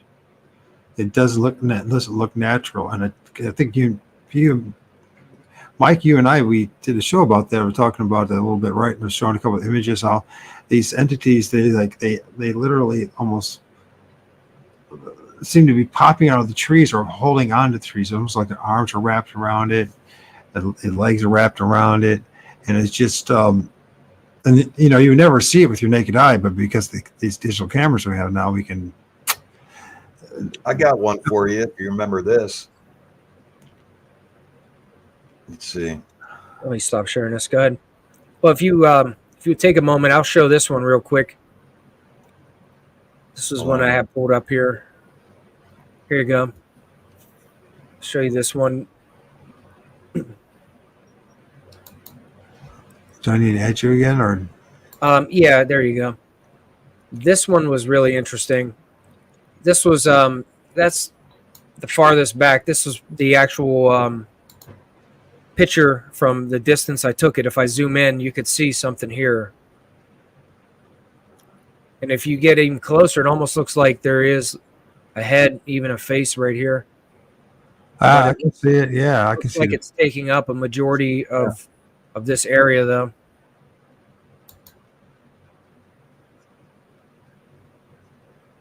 Any word on the hair? Let me go ahead and stop this. Go ahead, Jack. So yeah, are you guys doing any kind of like DNA testing or anything that kind of stuff? Or you guys something you needed? Or is that I have the DNA test back from the hair that we sent out. I heard you talking about it on the live stream. And what were the results? We'll let everybody know tomorrow. Oh, The big reveal or partial. The big We'll have to wait and see. reveal. What do you think this is? Yeah, man, this is why, like, West Branch is something special, man. West Branch is something special. Can you see that? Yeah. can I see what? Which part? You What talking? is this? Yeah. You talking about the entity with the arms and the head and all that? Yeah. Yeah. Yeah, I can see that as clear as day. Yeah, look right here too. Right in the middle. Wow. Now, the- Eyes. which Looks like there's more to it than just the Yeah. kind of an outline of something solid, which the shape of it's very odd. yeah, a lot of these entities, it's almost like there's like an orb, like or a light that's attached to them. It could either be the head, or it could be in their chest, or it could be in their hand. It's just like it's almost like Yeah, it almost like it has ears right here, right where I'm pointing to. Yeah. so. Strange. I mean, it's first glance, everyone's I don't know everyone, but a lot of people say it's a Bigfoot, but I don't know if there's a Bigfoot. But it is. It looks clearly like it's humanoid, like, or it's got 2 arms and 2 legs and a head and a body, so it's some kind of entity. The thing is that the more and more I do this, the more I realize there's more than just Bigfoot. There's these hooded people. There's the dwarfs, and there's these things. I know it sounds really bizarre, but I film once in a while things that look like they have helmets on their heads. All right, Right. and but it's hard. It's hard for people to accept. I understand, because it's going contrary to everything that we've been told and taught, and plus the fact that it does. It looks like someone in a spacesuit. It's very good. Yeah. With the way the head is and all the energy just being emitted off the head, what appears to be the head. Yeah.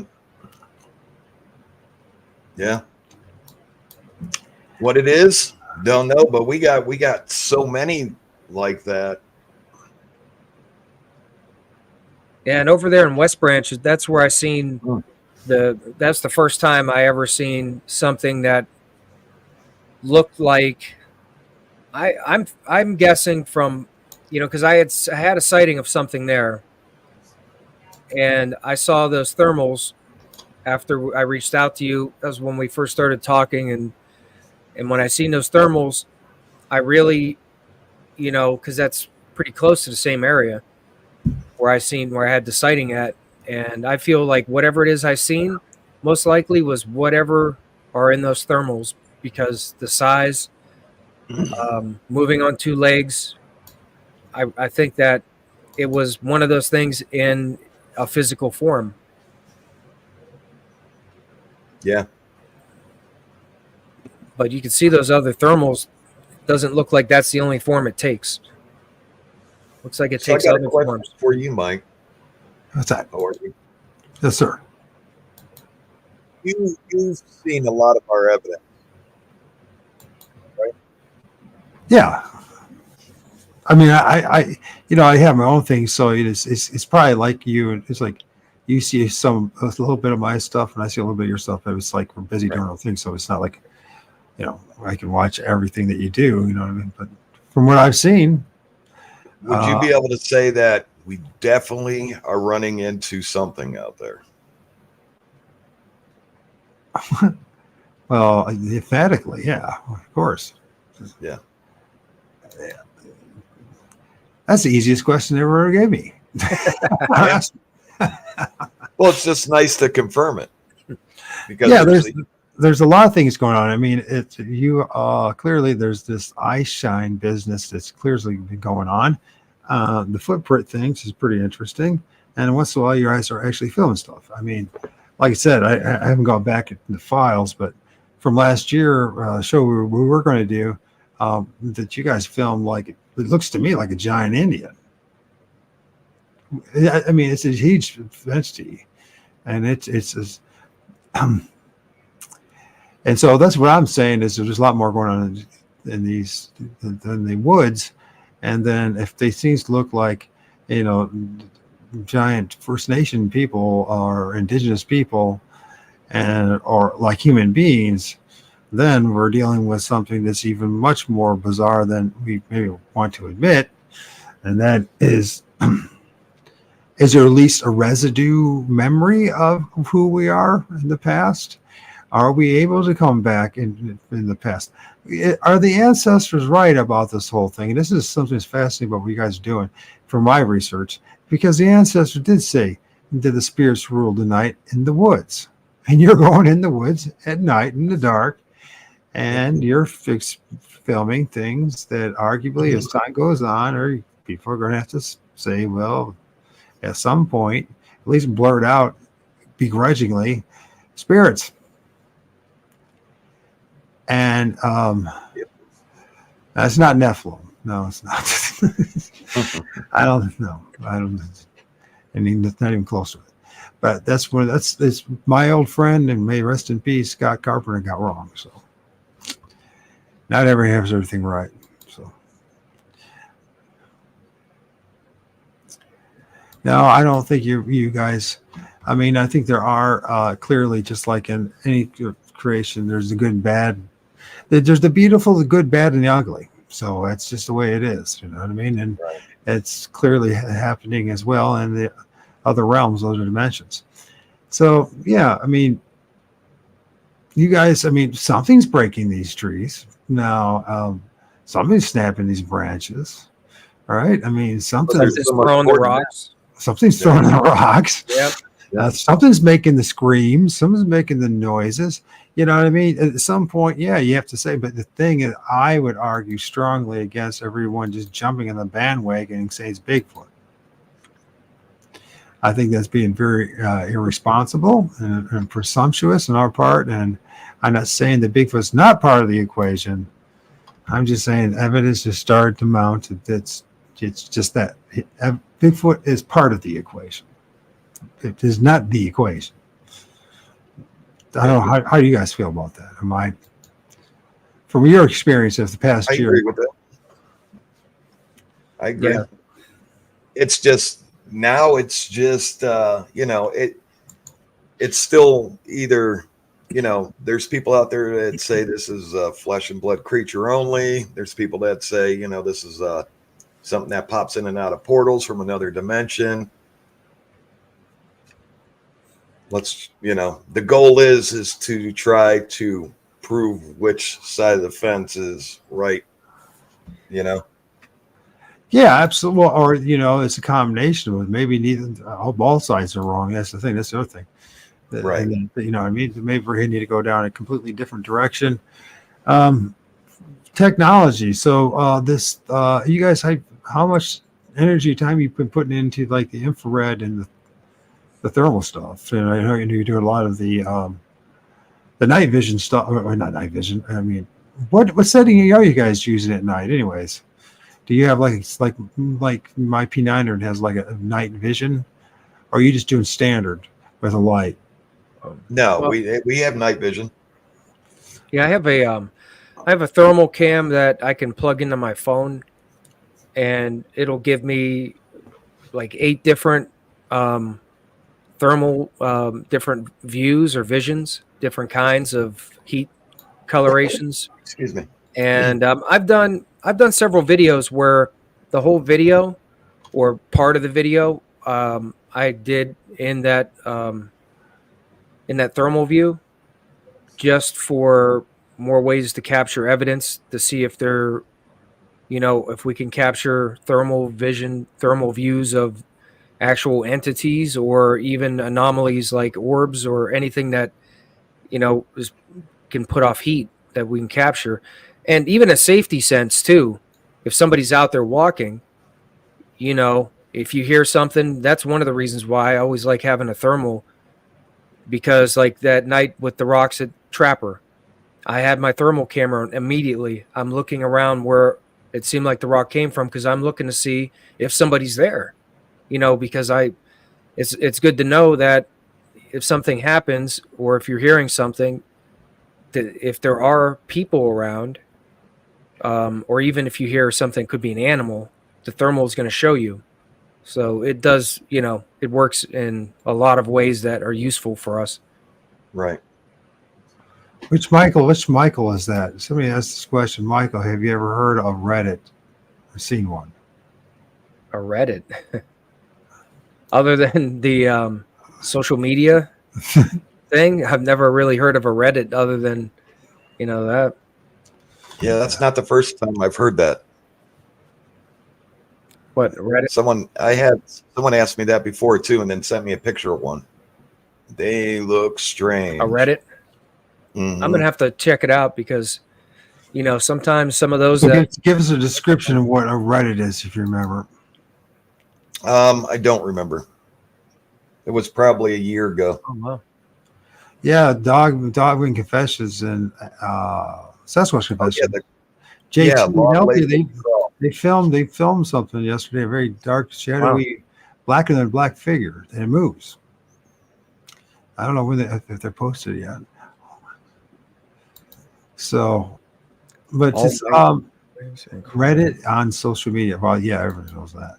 That's what you missed with first thing ever. But there's some kind of creature. But you said what's again? What did it look like? You remember? It's white, long legs, and it crawls just like you said. Jack, do you remember when we went to that one area where my one friend reached out to us because of all the unusual things or the things that the kids seen at the campfire? Yeah. Remember the picture that he drew? The boy, Yep. He drew a picture of what he's seen. And that looked like some kind of something lower that crawled that had a lot of legs. Yeah. Sounds pretty Yeah, that could be it. interesting. Yeah. I mean, there's all sorts of. I mean, I film things that look like dwarfs and things that look like rakes and things that look like Skeletor and all sorts of human beings. One of the things, I mean, there's a lot of hooded people. So, and I know it sounds crazy, but I think if you guys, try to do at least what I do, I think you soon find that it's not.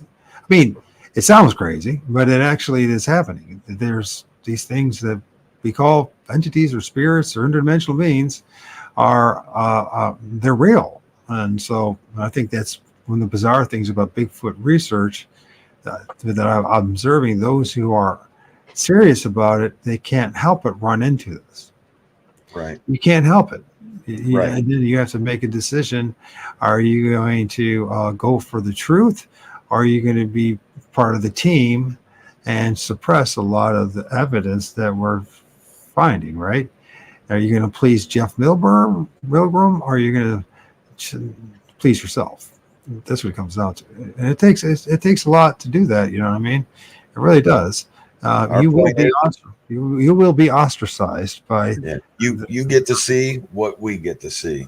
We're not gonna cram Bigfoot, and we're not gonna cram there it is, and that's what it is. We're not here to do that. You get to see what we see, and hopefully, if we don't understand it, everyone can help us understand what it is, and vice versa. So how often do you guys hear chatter, voices, or screaming at you? Is that on a consistent basis when you're out there, or is that? Yeah.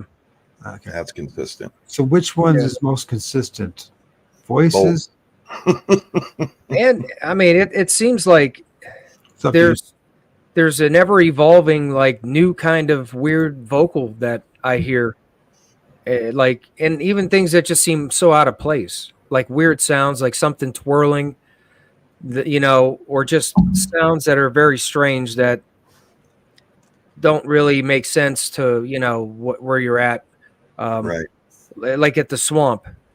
First time I ever heard what kind of resembled like some kind of a bark, like that was something I heard, and that was captured on the video. And I've never heard something like that mimicked that, but it was really close. Like I turned around and I thought something was coming at me. Like This is how very strange. they almost either somehow projected, put it in our brains, or somehow it's like there's something. It's there, but it's not. It's like it's projected. It's like it's directed at us. Right, and it seems like it changes. Yeah. There aren't too many vocals that always sound the same. There just seems like there's a lot of unusual, different kinds of vocals that we hear sometimes. Yeah, a lot of planes. I had a plane following me. And I think I know where it came from. They're definitely following me. I was thinking of the rake too, Michelle. But anyways, you know, who knows? There's so many different things, and that's the thing. We just kind of lump everything into one placeholder. You know what I mean? It's all Sasquatch. It's all rake. It's all dogmen. And then you start doing this thing, you start realizing, well, could be a dog man, but it's got some features that are different than what everyone else is saying. Yeah. So maybe Not we're doing some. Not everything out in the forest is Bigfoot. Yep. No, and how much of it actually being properly labeled cryptids? That's another question. You know what I mean? And I know that this is, we all have our sacred cows, and we all want to believe in what we want to believe in. But then there's belief, and then there's knowing, and the knowledge that we're gathering is that we're dealing with multiple entities, and that's what we're dealing with at the first stage. First stage of all this. From some of the proof like that you captured at West Branch, it definitely seems like there's something that is capable of changing shape, transforming from one form to another. So, you know, different things that people see in different forms seem, you know, very. I mean, cameraman's captured it. You know, there could be many different things that are seen. They might not exist completely in the form you see them. All right. They might come from a different kind of energy form and actually take on a different kind of an entity shape. So I never like dismiss anybody's claims of seeing a spider person walking, or a dog man, or a big dog, or something that looks like Bigfoot. Or three-headed angel, or gargoyle. Right. Or Right. It just seems like, you know, that's why it's hard to try to even say that what we're seeing is this or is that, because, you know, it seems like it resembles one thing and then it resembles something else. And how much of it's our own biases, right? And what we've been conditioned to think. Yeah. So it reminds me of these apparitions of Mary that people have seen, and they're filmed. And you look at it and you're like, yeah, there's something white, and it almost looks like it might have arms or wings. But I don't know how you know that's Mary. I don't know in a million years how you know that was Mary.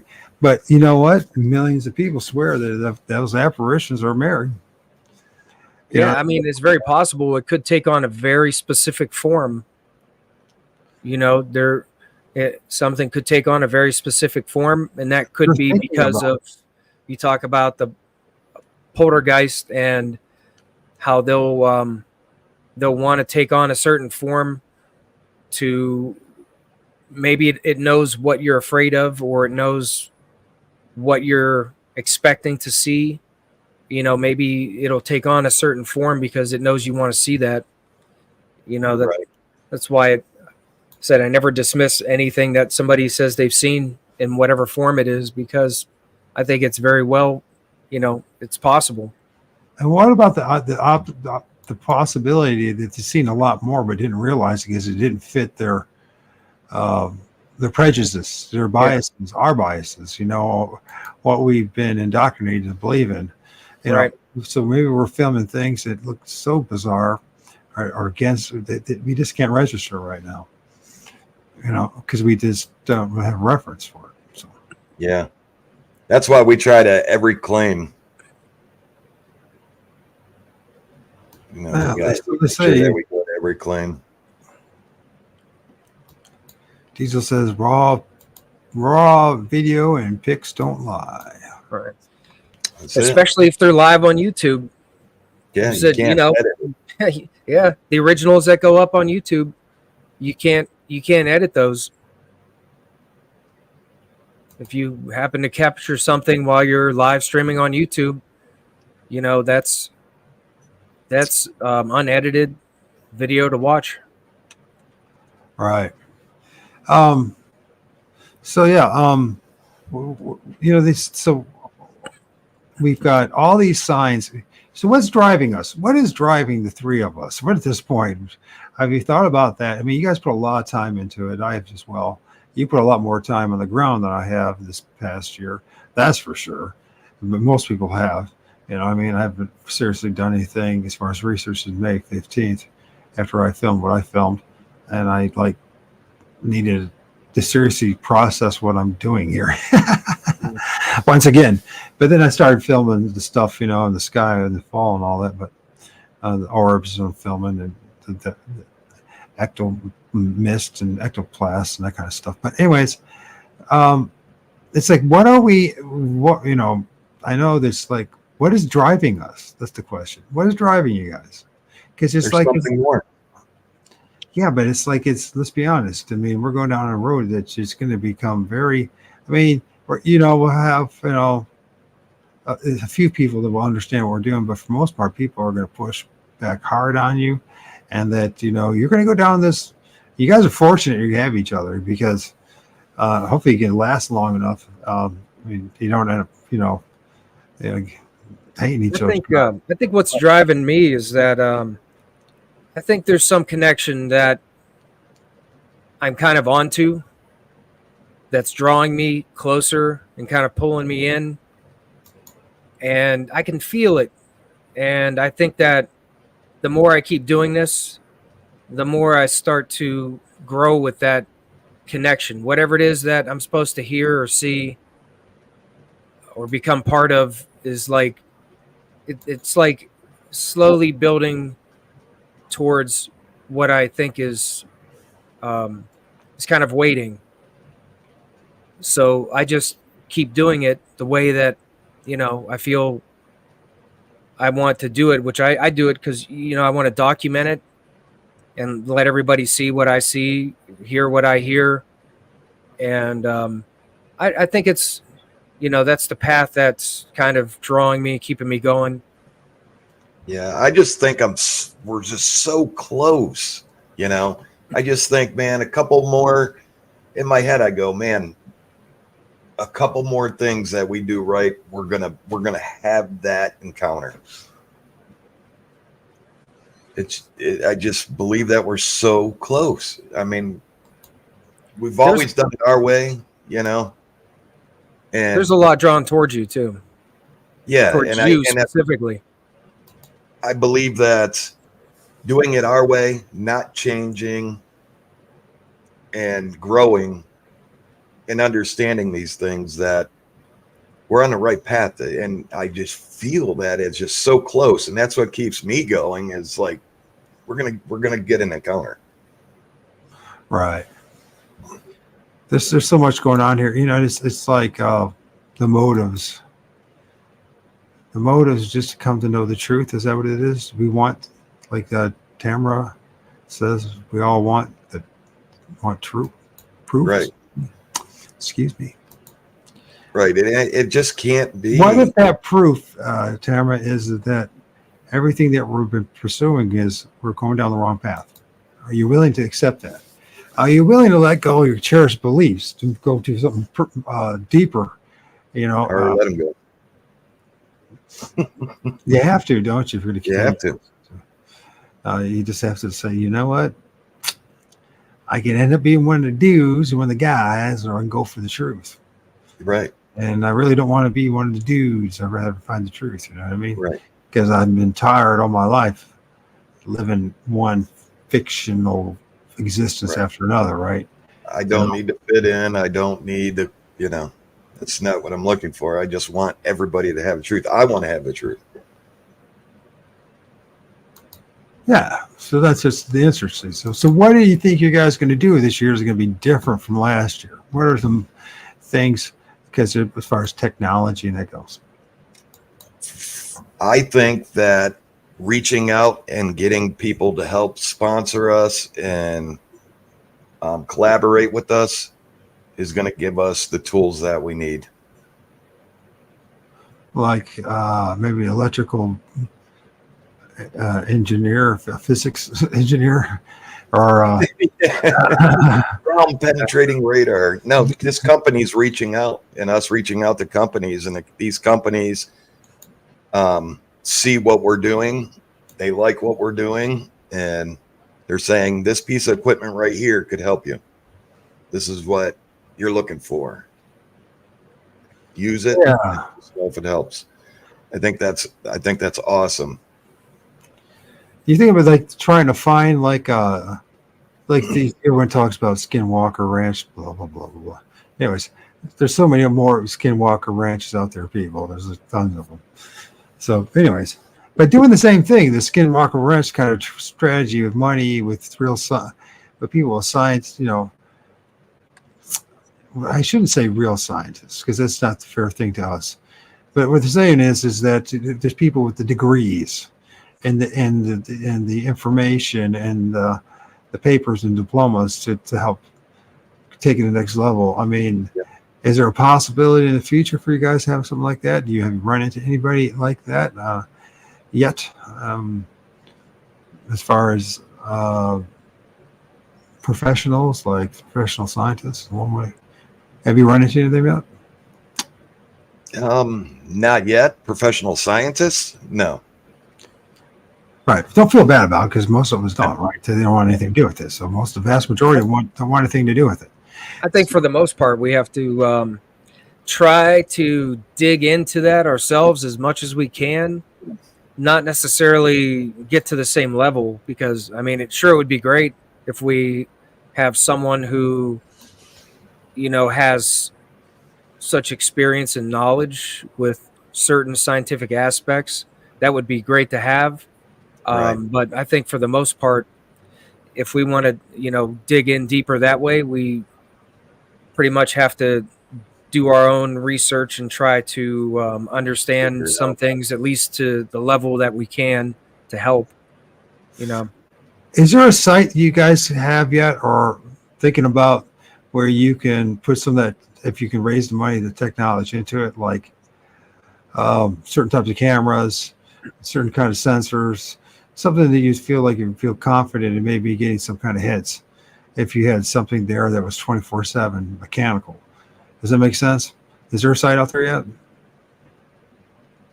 So, something like what are you talking about? Like streaming 24 hours, like putting a site out? Yeah, why not? It's not for the rest of the people, but for your research. It's something like maybe it's trail cams of some sort or another. Something that, in other words, you could find. There's an area, there's consistent activity, and it would be really worth your time to attempt to have. I mean, trail cameras might not even be the answer. I know there's a lot of people that are used to this tech now. Not a lot of people. I know a couple of people too. MK Davis, that what they do is you use a camera, back then it would be a VHS camera, but we have digital now, and there'd be like a mirror or something that's in front of it, right? That somehow that tricks to some of these things that we call Bigfoot or another, and it's they go in the wrong direction or are just showing up. So something like that, where you had a site where there's activity, you consistently find footprints, there's signs of activity of one thing or another, whether it's Bigfoot or not, and it's time to actually invest in some kind of sensors that are permanent there, that you can maybe, pick up the smart cards every week or whatever and see what's going on. Yeah, we have trail cams out, but for cameras, I mean, we all seen what happened at Claim 3 to my camera, and I'll tell you, I don't have money for just to leave a good camera out. If I had multiple cameras that were like, okay, if it gets broke, it gets broke, that'd be great. But trail cams, yeah, we have trail cams out. Like Trapper had all of his stolen. Really? Like trying to replace them. Is that because of his own business or because of what you guys are doing? Well, somebody just came up and took them. And a site and a claim that you guys are working on? Yeah. That sounds familiar. Didn't that happen to Steve as well? I think that happened to him as well last year. Yeah. So that's something that there's active people involved in those. There's people and still active in those woods, right? Or active enough. Don't know if it was people or something else. Non-human. Okay. I mean, I could definitely see the usefulness of like maybe having a constant running like security cam or something in some areas. I could definitely see how that would be useful. Right. But I put more focus into the personal interaction in the areas when we're there and filming at the time. That's kind of, it's pretty much what my focus always is, but that's something to think about possibly doing. I know, like you I said, have to mute, gentlemen. I have to mute myself for about a minute or two. Will you continue the conversation? I'm still listening. Okay. all right. Yeah. Yeah. At 3, we have cameras. At 3, there's a camera always running out of his back window. And then every so often I'll go pick up the card. Other than that, I wish we had a company that'd be like, here you go, here's some cameras. And, if they get stolen or crushed or. Yeah. I mean, it'd be a process to do, right? It's always a process because we're not on scene to where we could tap in and watch them 24/7. Right. I mean, Wi-Fi only goes so far, and Bluetooth, Right. You got to be hardwired for constant surveillance like that. Yeah. Unless they would be on satellite, where we could stream from satellite service. That would be pretty good. But again, that takes lots of money. Yeah. But- I mean, it seems like it would be useful to do. How practical it is just something that we have to keep in mind. Right. Right. But I think we're going down the right road of having companies collaborate with us and sponsors. That'd be great. And we're down the right road. Yep. SoCal, hello. Well, thank you all for being here tonight. Yes. It's been awesome. Chat's been going crazy all night. I'm not in the same status, so I'm not able to work the chat like I normally can. And for some reason, I keep whenever I post a comment, it quadruples every comment I put in chat. So I haven't been trying to type much because it takes up the whole chat. Well, how many channels you got? One. Okay. Yeah. I don't know what's going on. Yeah, I'm not sure. I mean, So this whole idea. So you guys feel like you're going down the right direction. I mean, what is maybe your top 5 bits of information or experiences you've had in the past year? I know we've already covered a few of those, but let's just go over this again so we have some idea of what's motivating you guys to keep hanging out in the woods, which is really cool. I think everyone should do it. You know what I mean? It reminds me of my youth, and it was one of the best parts of my life. But now that you have this kind of camaraderie and this experience, what are the top 5 group-wise would you guys consider bits of evidence or experiences you've had that motivate you? Does that make sense? Is it too? yeah.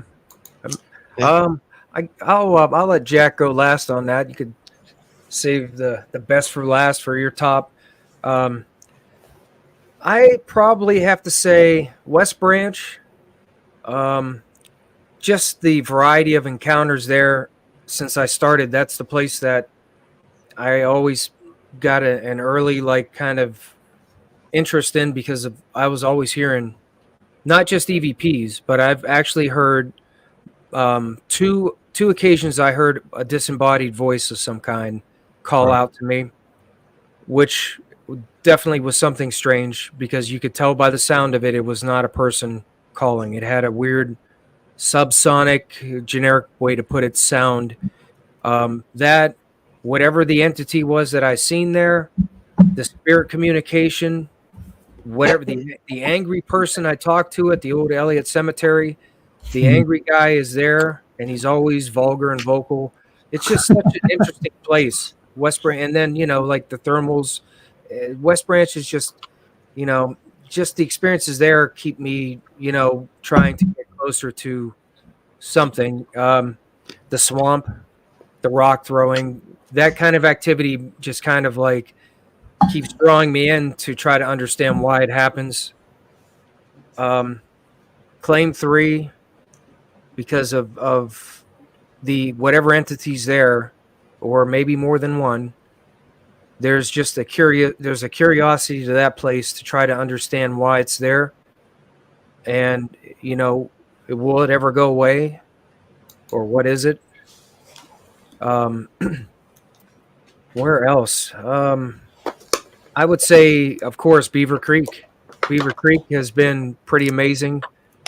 The locks, the interaction, the voices, the messages I get from Beaver Creek are pretty amazing. Just everywhere in general, the spirit talker is always, pretty amazing for me. And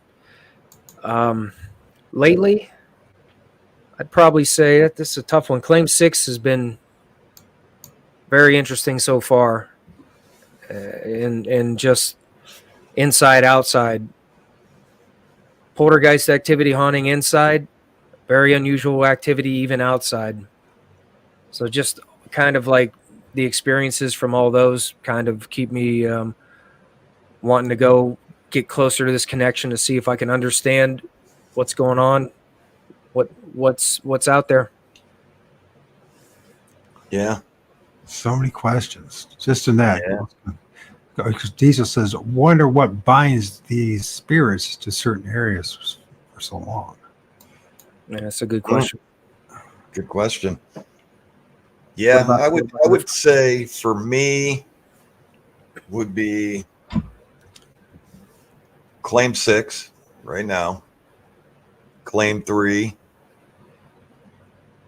the Pines, even though I'm like, ugh, but there's so much activity at the Pines. Yep. The Swamp, and Bird Haven.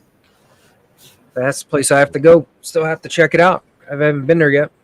Yeah, Bird Haven. Huh? Bird Haven. So, is there a certain like that place either? But a lot of activity. I feel Bird Haven. I feel really threatened there. You said you feel really threatened there? Yeah. So I was going to ask you about the vibes of these places. Is there distinctive vibes in these places that you go? Does one feel more ominous, or does one feel more chilled, or what? I mean, can you tell a difference? And also energetically, is it like something that you might possibly be able to measure with some of the devices that you have to see if, when there's,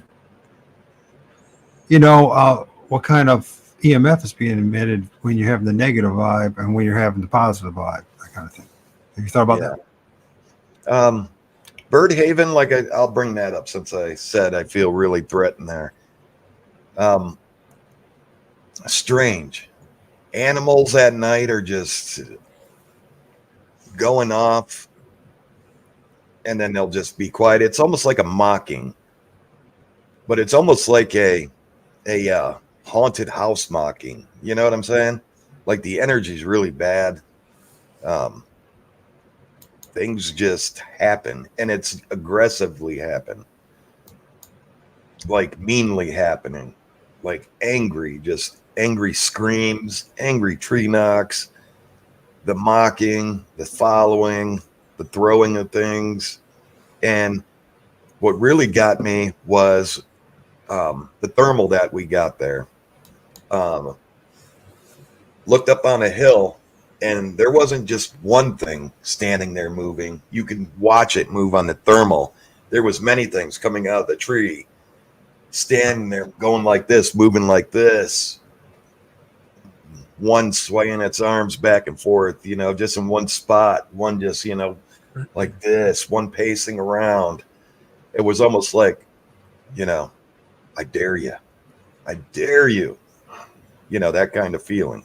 It makes you think, or going back to what I talked about our ancestors, and talk about the those people from Guinea, West something Guinea. I can't remember it.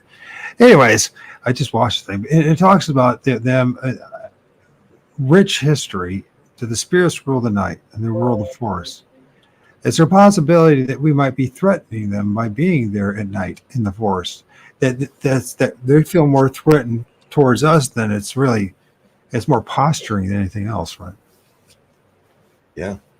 I mean, just history shows us this. You got a clock on your wall that tells you it's this time, lock your doors, turn on your lights. It's time for you to go to bed. You know what I'm saying? Everything tells you to go inside. Just history does. Our nighttime, our body functions. And then what plays at night is supposed to be there. We're not supposed to be there. We got to light fires and turn on lights so we know what's coming at us at night. You know what I'm saying? You get what I'm saying? I do. Everything points to us. Time tells us, go inside, Just naturally, we're not meant to really be roaming at night because we can't Right. see. Where's that? So I want to. You guys film that video that you made with Moose? Do you know about the red light? Is there a red light there? Is there a tower, or is there a like where the train tracks are? Is there like a? There could be. I didn't see one. Wasn't paying attention though. I was so enamored just with the area. See if I can find this. Red eye shine. Is this slow enough? I'm sorry for jumping all over the place, but just trying to cover as much things as we can in the limited time we got. So, check this out. Let's see if we can get this going here. Present. That's what I need to do. Silly. So here you go. This is about 40 minutes and 13 seconds. There's a red, like something red, and then it shows up, and then just like flips on, flips off.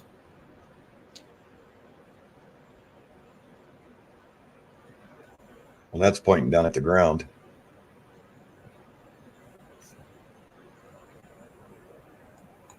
That's right there. Yeah, that's on the ground. Let's try that again. What the heck? Hey! Sorry, That's guys. on the ground though. So that's not even in the air. It's on the ground. All right. Is it in the ground? Well, let's see. Mm-hmm.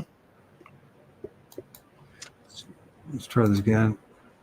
So you're looking here at the ground. What is there? Yep. Now look at that tree. Yeah, that's pointing down at the ground. And then Or not on the ground, but in the distance. right there. lower. That thing's it, like. You see how that just like. Yeah, it looks like up? it turns and looks. Just shows up. Did you notice that before? No, I didn't notice that. It looked like it turned and looked. So that's off in a distance. Like, you can see where the ground is, where the flashlight. Oh, that's weird. Where did it go? All right. Go back a little bit more. Oh, there's still some still showing up here. That's what's going on. Okay, there's a couple things. So is that a star right there? I don't know. That I couldn't tell you. Unless I was there. Possibly. I don't know. See if you could see it without light on it.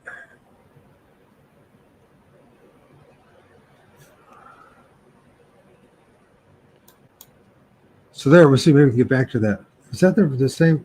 Oh, the red light. That's what it's 30. Thanks for your patience, gentlemen. So, Yeah, no problem. But one thing we got to keep in mind, all around there is forest. So you're actually in the forest right in there. So that's what I'm asking. Are there any like other light sources besides what's there? That I don't want to speculate and say, you know what I'm saying? That because I don't know, because I didn't see it out there.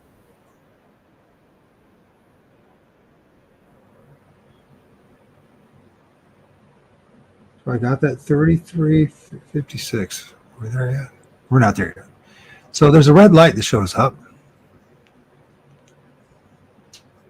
See if you can find it. So we're looking there.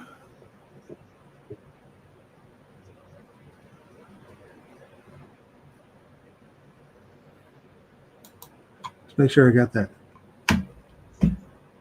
35 or 36? Oh, Sorry, I wrote these notes down before the show, and Oh, you're fine. You're fine. 37, maybe that's what it is. Maybe I just got my handwriting so bad. Let's see what's going on here. It'll take a while. Somewhere here, I think maybe it's 37 and 56 seconds. There's something going on. There's that light again. I think that might be a star. Yeah, that could be a star. What was that? 'Cause I seen it when the light was off of it.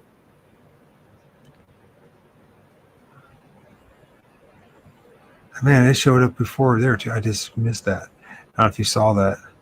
They're there, right there. There. Yep. Yeah. What is Now, that? That's straight ahead into the forest, so that wouldn't be. Let's see if I can get that timing right. That's the one I wanted. There's like a red light that flashes, and it lasts for actually about 3 seconds. There it is. Yep. Yeah, that's in the forest. You could tell. Look at the trees.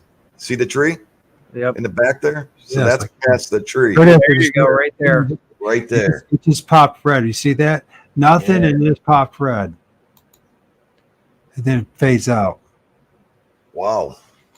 So what was that? That's the question. Is Yeah, that what are was we that? dealing with an orb there? Was that light shine that people talk about, or is it some kind of light? Do you have a tower there, or I don't think See, there. that's- There it just pops up. Do you see that?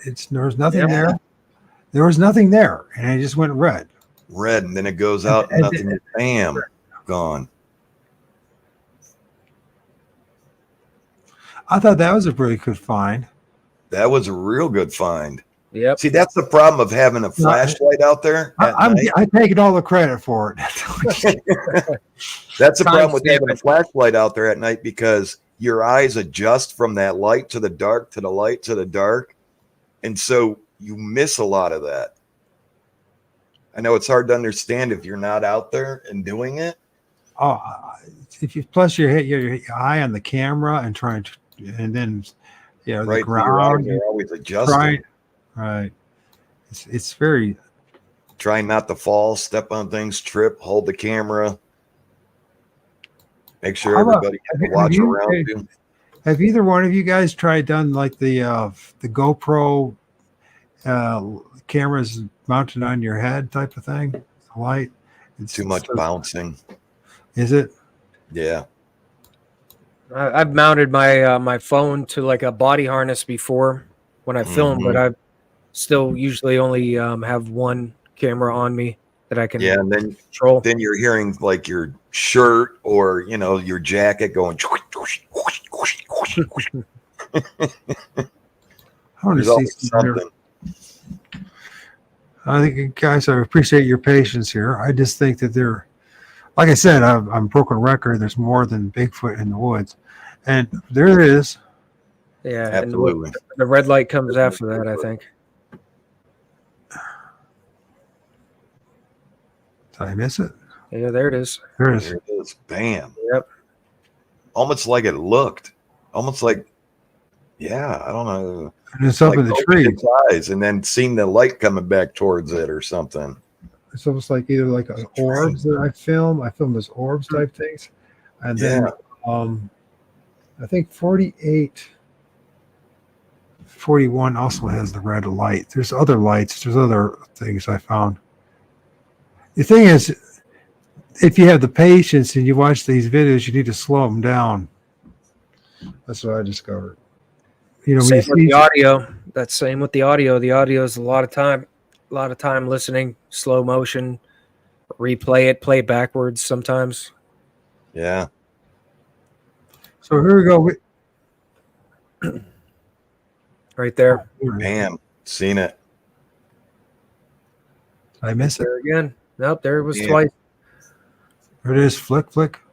Yep.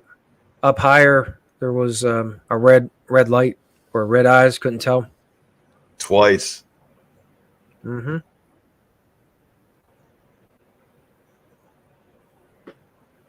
Why do I have?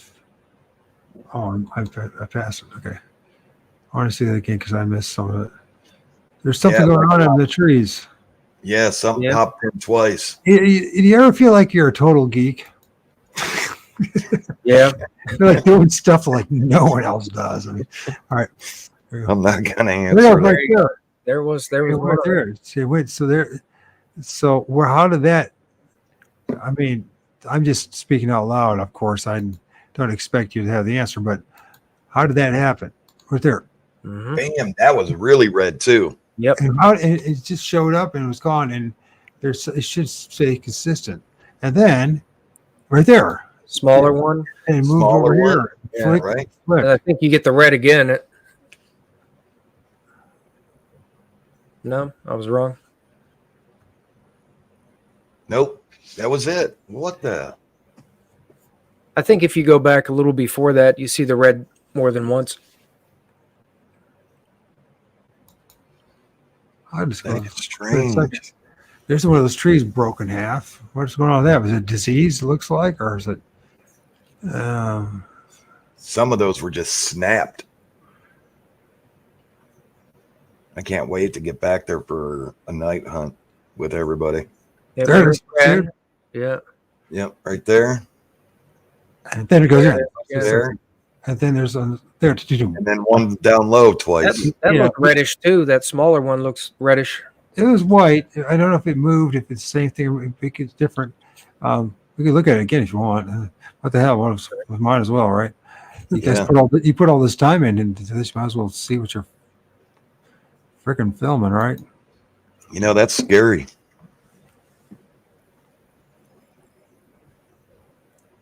I don't think it should be scary. How about mysterious? There it is, right there. Yep. I don't think it's going to do anything to It's you. about 12 foot, There, 12 feet. and then down Bob. Bam. Yeah, it was white.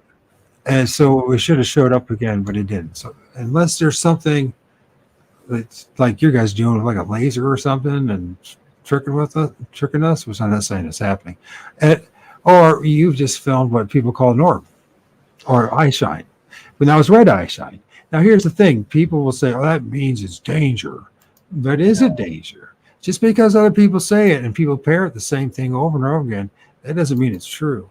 Because you know what? I've filmed things with red eyes and nothing ever happened to me. Right. I've had red eye shine like right next to us, like maybe 20 feet away. That's right. Most of it is, it's scary. 100% scary. You think to yourself, man, what am I doing out here? Right. Plus, people condition us to think that means that they're angry, man. They're going to attack you, right?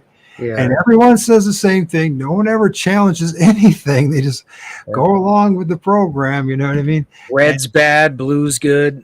Right. I got to step back for a minute. Okay, man. I'll be So, right but back. yeah, I had to take the dogs out myself, so don't worry about it.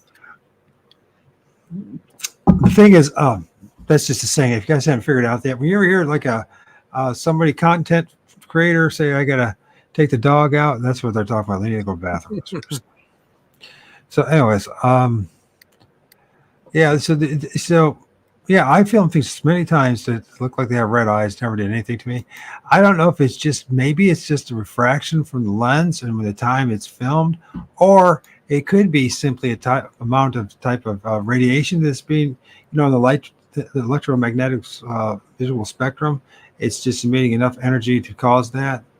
There's no evidence that if you see some with red eyes that you're in big trouble. It's just stories. Yeah. There's nothing to corroborate with that.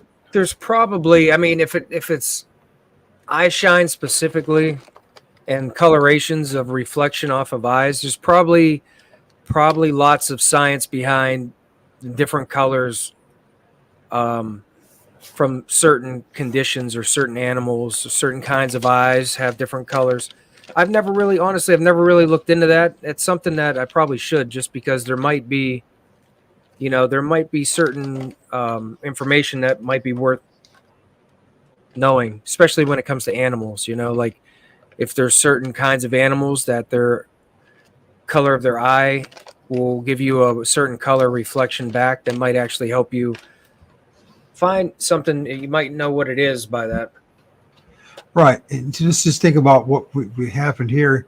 You guys filmed this, and it was very brief. You didn't know it was there, and there was no negative interaction that came from it. I just pointed that out because there's an awful lot of stuff that's been that in the Bigfoot community, because people don't challenge anything. They just, it's like a religion. It's like a cult. They're just like, so-and-so said so because they've been a Bigfooter for 20 years and somehow that's the truth. But I challenge anything. Well, when you start doing the stuff on your own, you start realizing, well, just because you see something that turns blue, red, or yellow or green, that doesn't mean there's some sign that you're in trouble. But people tell you that the complete opposite. They'll tell you that, and I'm just, it's dangerous to just blindly believe what other people say. It's just not a good idea. Exactly. In anything in life. And we know, and I know what animals, what color eyes, Mike. I know what colors, if you ever need to know. What, like deer have like green eyes, right? Yep. Do deers reflect green? Yellowish green? So it is? Yellowish. Green. Yeah, it depends on Well, which way. I've seen them shine, but honestly, it's hard to see. Yeah. I don't see too much of a color. Like that one deer scared the living daylights out of me that one time. I remember seeing those eyes. Yeah. It was up on a hill right in front of me in the dark, and all I saw was the eye shine and a little outline of the deer's head, but it looked like it was about 12 or 15 feet in the air right in front of me. I almost emptied my pants or filled up my pants when I saw that because you weren't prepared for it, right? I wasn't prepared for that. It looked like just some dark silhouette looking. I could see the eye. It looked like it was looking up at me from 15 feet in the air right in front of me. It was just up on a high ground. Where's the light that I say there's supposed to be a light there? I don't see the light. Anyways, yeah, I mean that's one thing. It's do it at night. There's a good chance of filming a deer, isn't it? I think we do that consistently almost. Yeah, but you'll know when you're filming a deer for sure. Yeah, I've seen a lot of deer. Yeah, I've seen a lot of deer. Did you guys actually run into a lot of deer then? Is that something that's I've seen a lot. Oh yeah, we'll run into some deer. Have you noticed in some spots there's more deer than others type of thing? And is there more like a larger animal life than say and others? Is there one that's does that make sense? There's some places all they have is squirrels and raccoons, and other places they have a lot of deer. Is there one that's more deer dominated? I'm not sure. Honestly, I don't know if I've seen deer and more so in some places than others. Yeah. But I tell you one thing, from a distance in a daylight, some deer are really well camouflaged. Right. I remember like suddenly catching the face of a deer, like the ones that have the white, like two-tone faces, the bucks. I've seen some bucks that are white and brown, and they have like the white, like striped faces or big solid patches that are white and then brown on the outside. And I was looking around, and then all of a sudden I kind of, I might catch the eye, and I realize how camouflaged they are. And that's kind of like startling too, because then all of a sudden you'll see a weird looking camouflaged face looking at you. And before you realize it's a deer. And we had deer actually come towards us because something was chasing them, something big. Remember that, Mike? We thought they were coming to us. Like that was strange. We were like, man, these deer are just coming right up to us, but they just went running by us. Yeah, like maybe, 35 feet away, 40 feet. Yeah. How many of them were there? 3. Cool. Yeah, we had fox come within feet of us. I mean, I had coyote that I had to shoo off that he thought I was going to be lunch or dinner or something, but he came in within feet. We had a bear. You had a bear? Oh, yeah. Really? Yeah. In Eastern Ohio? Where in Eastern Ohio? West Branch. Oh, West Branch. Is that common now for West Branch to have? I know there's supposed to be deer in the east. No, I believe they're letting bears stay in Ohio now. I don't know why I'm looking at this, but of course, there's the branches, right? Yeah, broken look at up. that. That's you thought you think that was a lot. Wait until you see the night hunt there on the inside. They're just, it's amazing. Built on purpose, broke on purpose. Let me see that. It's not disease. No. Okay.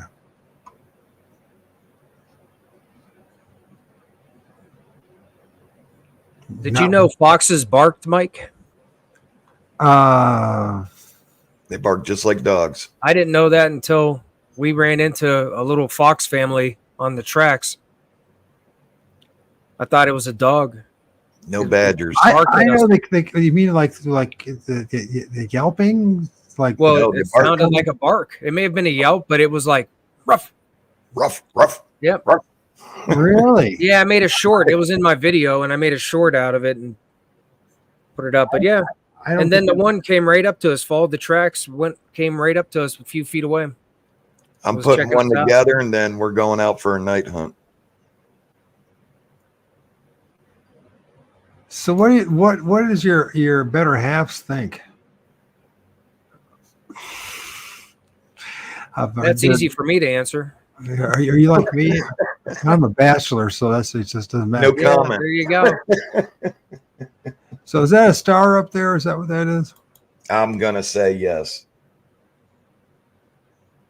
I It don't like speculating anything, but It that's flickers like a to be star. That flickers like a star. Yeah, I mean, look how much higher it is than the trees.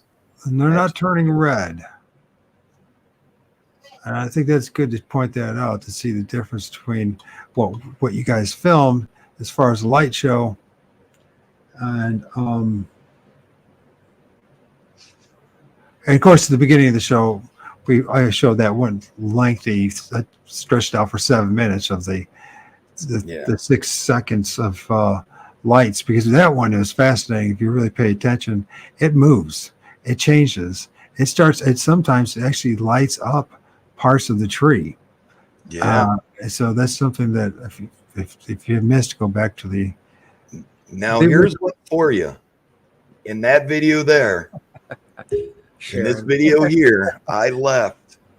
There's a set of eye shine, 2 eyes, and then underneath it is another set of eye shine. Like I first thing that I thought of was a mother and a youngster. I didn't circle that in that video. A mother and a youngster, what? Bigfoot. Okay. I hate saying that because I don't want to speculate, but that's the first thing that came to my mind when I seen it. I pointed it out to Moose, and then, the one looked like it turned its head away, and then the other looked like, the tall one kept looking for a minute and then turned its head. And it wasn't like, we're looking, straight ahead at it. It was up higher. So, when you're seeing things in the distance, they go lower, so we knew, whatever it was tall. Hello, Sharon. Sharon, hello. Hello, Michael Adams. Hello, Like, Sharon. I got to wrap it up here. Yes, it's time to end. We've been doing this for almost 3 hours. Yep. Gentlemen, thank you very much. I don't know if we, it was good for me to catch up with you guys and see what new experiences you've had. So you got live tomorrow, and which you're going to reveal what again? What the hair is. Okay, cool. And then when's the next time you guys are going out to do some investigating? Thank you. Yeah, thank you, Victoria. Thank you. Did they go to you? Because I didn't know they didn't go to me. You got $50 from dude. I think that there's going to be a video drop, and then they'll be live. But yeah, tomorrow we'll be live. Did you guys actually get $50, or is that just saying? Am I missing something? Victoria, thank you. Yeah. All right, good. She said you $50. You better thank her. It's not too often, but she said Thank you. $50. There you go. So, anyways, okay. So, gentlemen, I appreciate it. I don't know if I was on my game as much as I would like to be tonight, but there there was a lot of things to talk about tonight, and I think we got some idea, and that is, in the end of the day, we're still as clueless as ever what we're experiencing, but we're experiencing something, and so that's what motivates us. I think we've learned from our experience that we can't say it's one thing and the other anymore. We can't just blatantly say it's Sasquatch or Bigfoot any more than we say it's I guess people necessarily talking to us, right? We're dealing with something that it's multifaceted, and it's going to take a long time to figure out. I hope you guys continue to do it. I hope you guys keep on and staying in contact with me. I know for me, I plan on getting going. I'm sick. I'm starting to really get cabin fever, man. This weekend was miserable, and there's no way I was going to go out. Why don't you plan a time to come down and see us here? I can see it, but you remember I got MS, so I can't go tromp in the woods with you. Well, I can hang in the edge. Yeah, you can fly a drone. You can hang an edge, and we can walk you through some of these areas. I would love for you to go to Claim 3. You know, you can hang that edge, and let's talk about it. Let's make a time. Oh yeah, that sounds good. So how much it would cost? And this is all in eastern, like around Kent, that area. Right? You're in Ohio, right? I'm in I'm in just west. I'm on the border of Michigan, just west of Toledo. Oh, so you're only 3 hours. The other side of the state. It'd take me to turn back maybe 2.5 hours to get to your maybe 2 hours. Yeah, not that far. I wouldn't mind doing it. I wouldn't mind doing it. That'd be great. That'd be awesome. That'd be great. At the end, it's just like, Mike, we're just going to leave you right here while we do everything, and you just watch the periphery. You know, I'd be more happy. I do this alone anyway, so I'll just be happy being alone. You know what I mean? We give you a walkie. You know, like Mike did the experience where he was alone, and it was freaky, wasn't it? But you survived it, didn't you? Oh yeah, I'm fine. You know what I'm saying? So what my point is that I think that's one of the things I want to do more this year, is to spend more nighttime investigating alone. Pretty much just being alone, but in the woods, or on the edge of the woods. I don't know why I just have that drive that this is the year to do more of that. So That'd be great. I think part of it is because I want to see. I don't know. You hear this stuff about angels, right? I don't know if it's true or not, but I sure wouldn't mind like seeing something that they call an angel. You know what I mean? Some brilliant, bright being show up, and you know what I mean. I think that would be like the pinnacle of things, you know, to see. I've seen UFOs, I've seen Sasquatch, I've seen orbs, I've seen ghosts. I think the coolest thing is actually maybe to see something they would call angelic. Something. I think I heard one. I'll have to let you hear it. It was a strange coincidence. I heard the same, sounded like what you'd imagine an angelic sound would be. I captured the same sound 2 different times at 2 different places. I'll have to send that to you and let you hear it and tell me what you think. Yeah, if you guys are serious about it, we'll set a time and day to do it. You know what I mean? It'd probably be my last time actually, most realistically, doing any kind of field research with anybody. Because of the MS, you know what I mean? My years of numbers for even doing this, I got maybe 1 or 2 years left on it. Yeah. And then it just got to just maintain. Well, unless things change. There's only so long that we could do this, you know. I'm supposed to get, I don't know when it's going to show up. I got that athletic wheelchair, right? It's one of those wheelchairs that you use to play basketball, right? It's like designed so that if you fall or you can get yourself up and spin and do all sorts of things. So that's what I'm hoping to start using more as far as when I go out there on trails and stuff like that. It all sounds pathetic, but after a while you get sick of the walker anyways. So, and I have an electric wheelchair, but I don't want to use it. I want to get some exercise, and I want to get closer to the environment, the nature, and these beings. Come on out. Yeah, I'll do it. It'd be great. It'd really be great. So I got to start my own research, and so we'll check you out tomorrow night. We'll see what happens with. All right. Please, everyone, hit that like button. Subscribe if you haven't subscribed to the channels, all 3 of our channels. Yeah, well, they're more important than I am, so make sure they get subscribed. No, seriously, No I one's mean, more important. We're all here for the same reason. you guys have wanted to carry the torch for a while until the next group figure out that they got to do a little more. You know what I'm saying? So yeah, you're an important element. You're an important group, and if anybody's giving you a hard time, it's just jealousy. Yeah, we Think don't there's listen to jealousy. outside noise. I know they're jealous. I mean, listen, everyone's jealous. You dig down, so I guarantee you, there's tons of guys just because you know why? You're doing this. You're working together, and you're going out on a regular basis, and you're still liking each other, and you haven't, taken each other out. And in the Bigfoot community, that's very difficult to find, and they know that, and that's why they're upset. I love all the guys, man. It's a blessing. It's a blessing for this community. It's a blessing for MT. It's a blessing for Trapper. It's a blessing for you. I love you all, man. Yes, it's very positive. And with that, I'm going to end it with some music, gentlemen. If you want to stick around, that's okay. If you don't, thank you for the evening. Good night. Good luck with your, not only good luck, have great success in your research and your experiences. And so don't give up. You're on the right track now. With that, let's do. You keep going. Don't stop what you're doing, O.R.D. I'm not. Nothing's going to stop me until it's time. We'll be back. We'll be back. We see what's We'll going be back on your show. Absolutely. Talking about our big find. That'd be awesome. Mark set.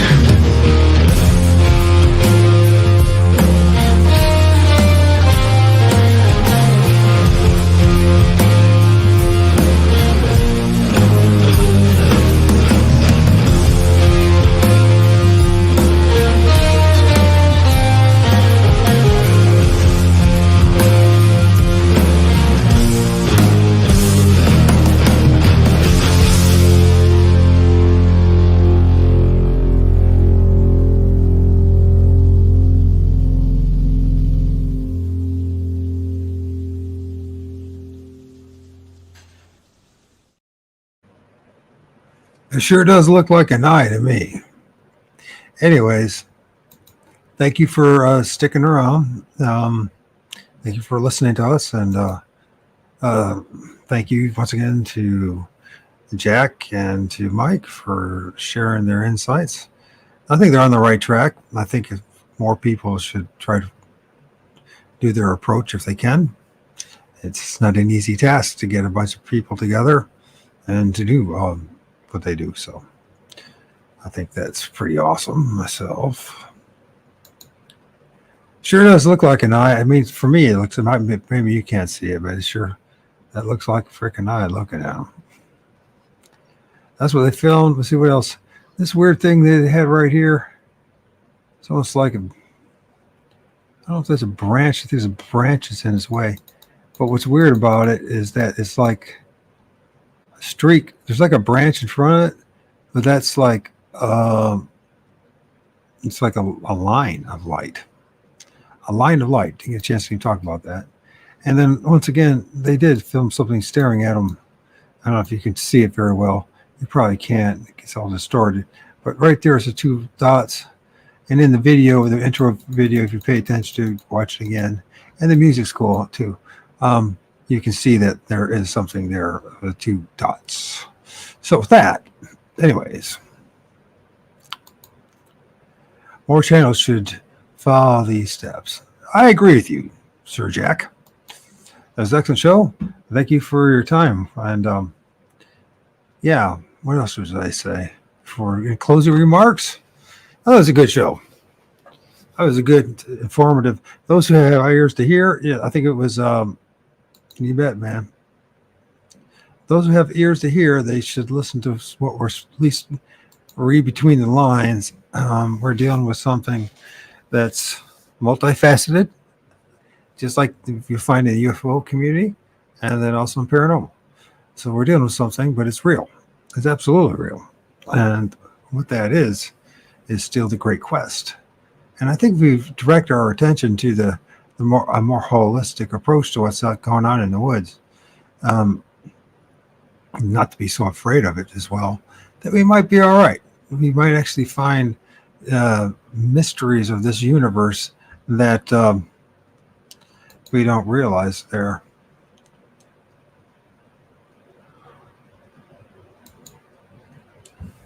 So, there's mysteries out there in the woods. There really is.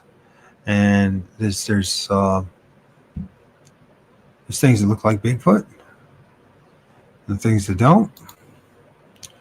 Like behind me, there's one of the right behind a tree that I filmed. And then there's one right here. If you look, this is like one of those things they call wendigos that I filmed.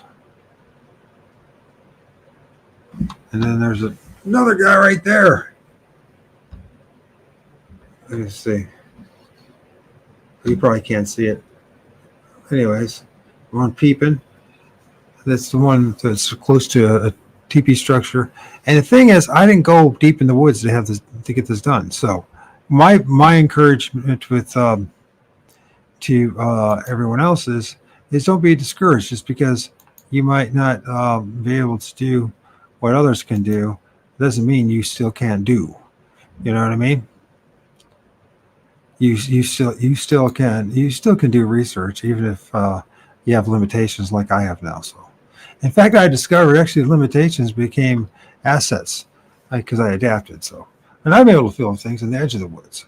So, with what I'm doing, what those guys are doing inside the woods at night, if we have multi-faceted approach, maybe the only time you can do any kind of research is 6 a.m. Why not do it? Or how about on it's a Saturday? It's the only time you ever have a chance to do it. Why not do it? Why not go out there and find out, start looking, start peering into the trees and paying attention to what's going on in the trees in the woods. Believe in yourself, believe that you can actually film some stuff. And I'd be very surprised if you didn't. I don't care where you're at. I think that's one of the more important things to find out. There's a lot of strangeness in our part of the country, in Ohio, around Lake Erie and the Ohio River and etc. There's a lot of things going on all over the place. I don't think it matters where you're at. In fact, it might be interesting to find out if there's different entities in different locations. if that makes any sense. Geographically, and maybe it has something to do with the topography, and maybe it has something to do with multiple facets, right? You know, a lot of the things that we've learned from the people prior to us, whether it's the John A. Keels of the world, or the Ivan Sandersons, or etc., is that one thing that they taught us is that there's more going on in the woods than meets the eyes. There's more going on around this world than meets the eyes. And just because we end up finding something that doesn't conform with what the mainstream narratives are, doesn't mean they're not real. And maybe we should, I think it's a great way to challenge yourself and to challenge the institutions around you, the different driving forces that tell us this is the way it has to be. It doesn't have to be the way they say it is. In fact, if the more we discover these truths, we start to realize there's a hell of a lot more going on than meets the eye, and that conforming to groupthink is a dangerous thing when it comes to this stuff. Just because somebody says there's red, you see red eye shine, doesn't mean you're in trouble. Just because they say it doesn't mean so. And I've known this firsthand.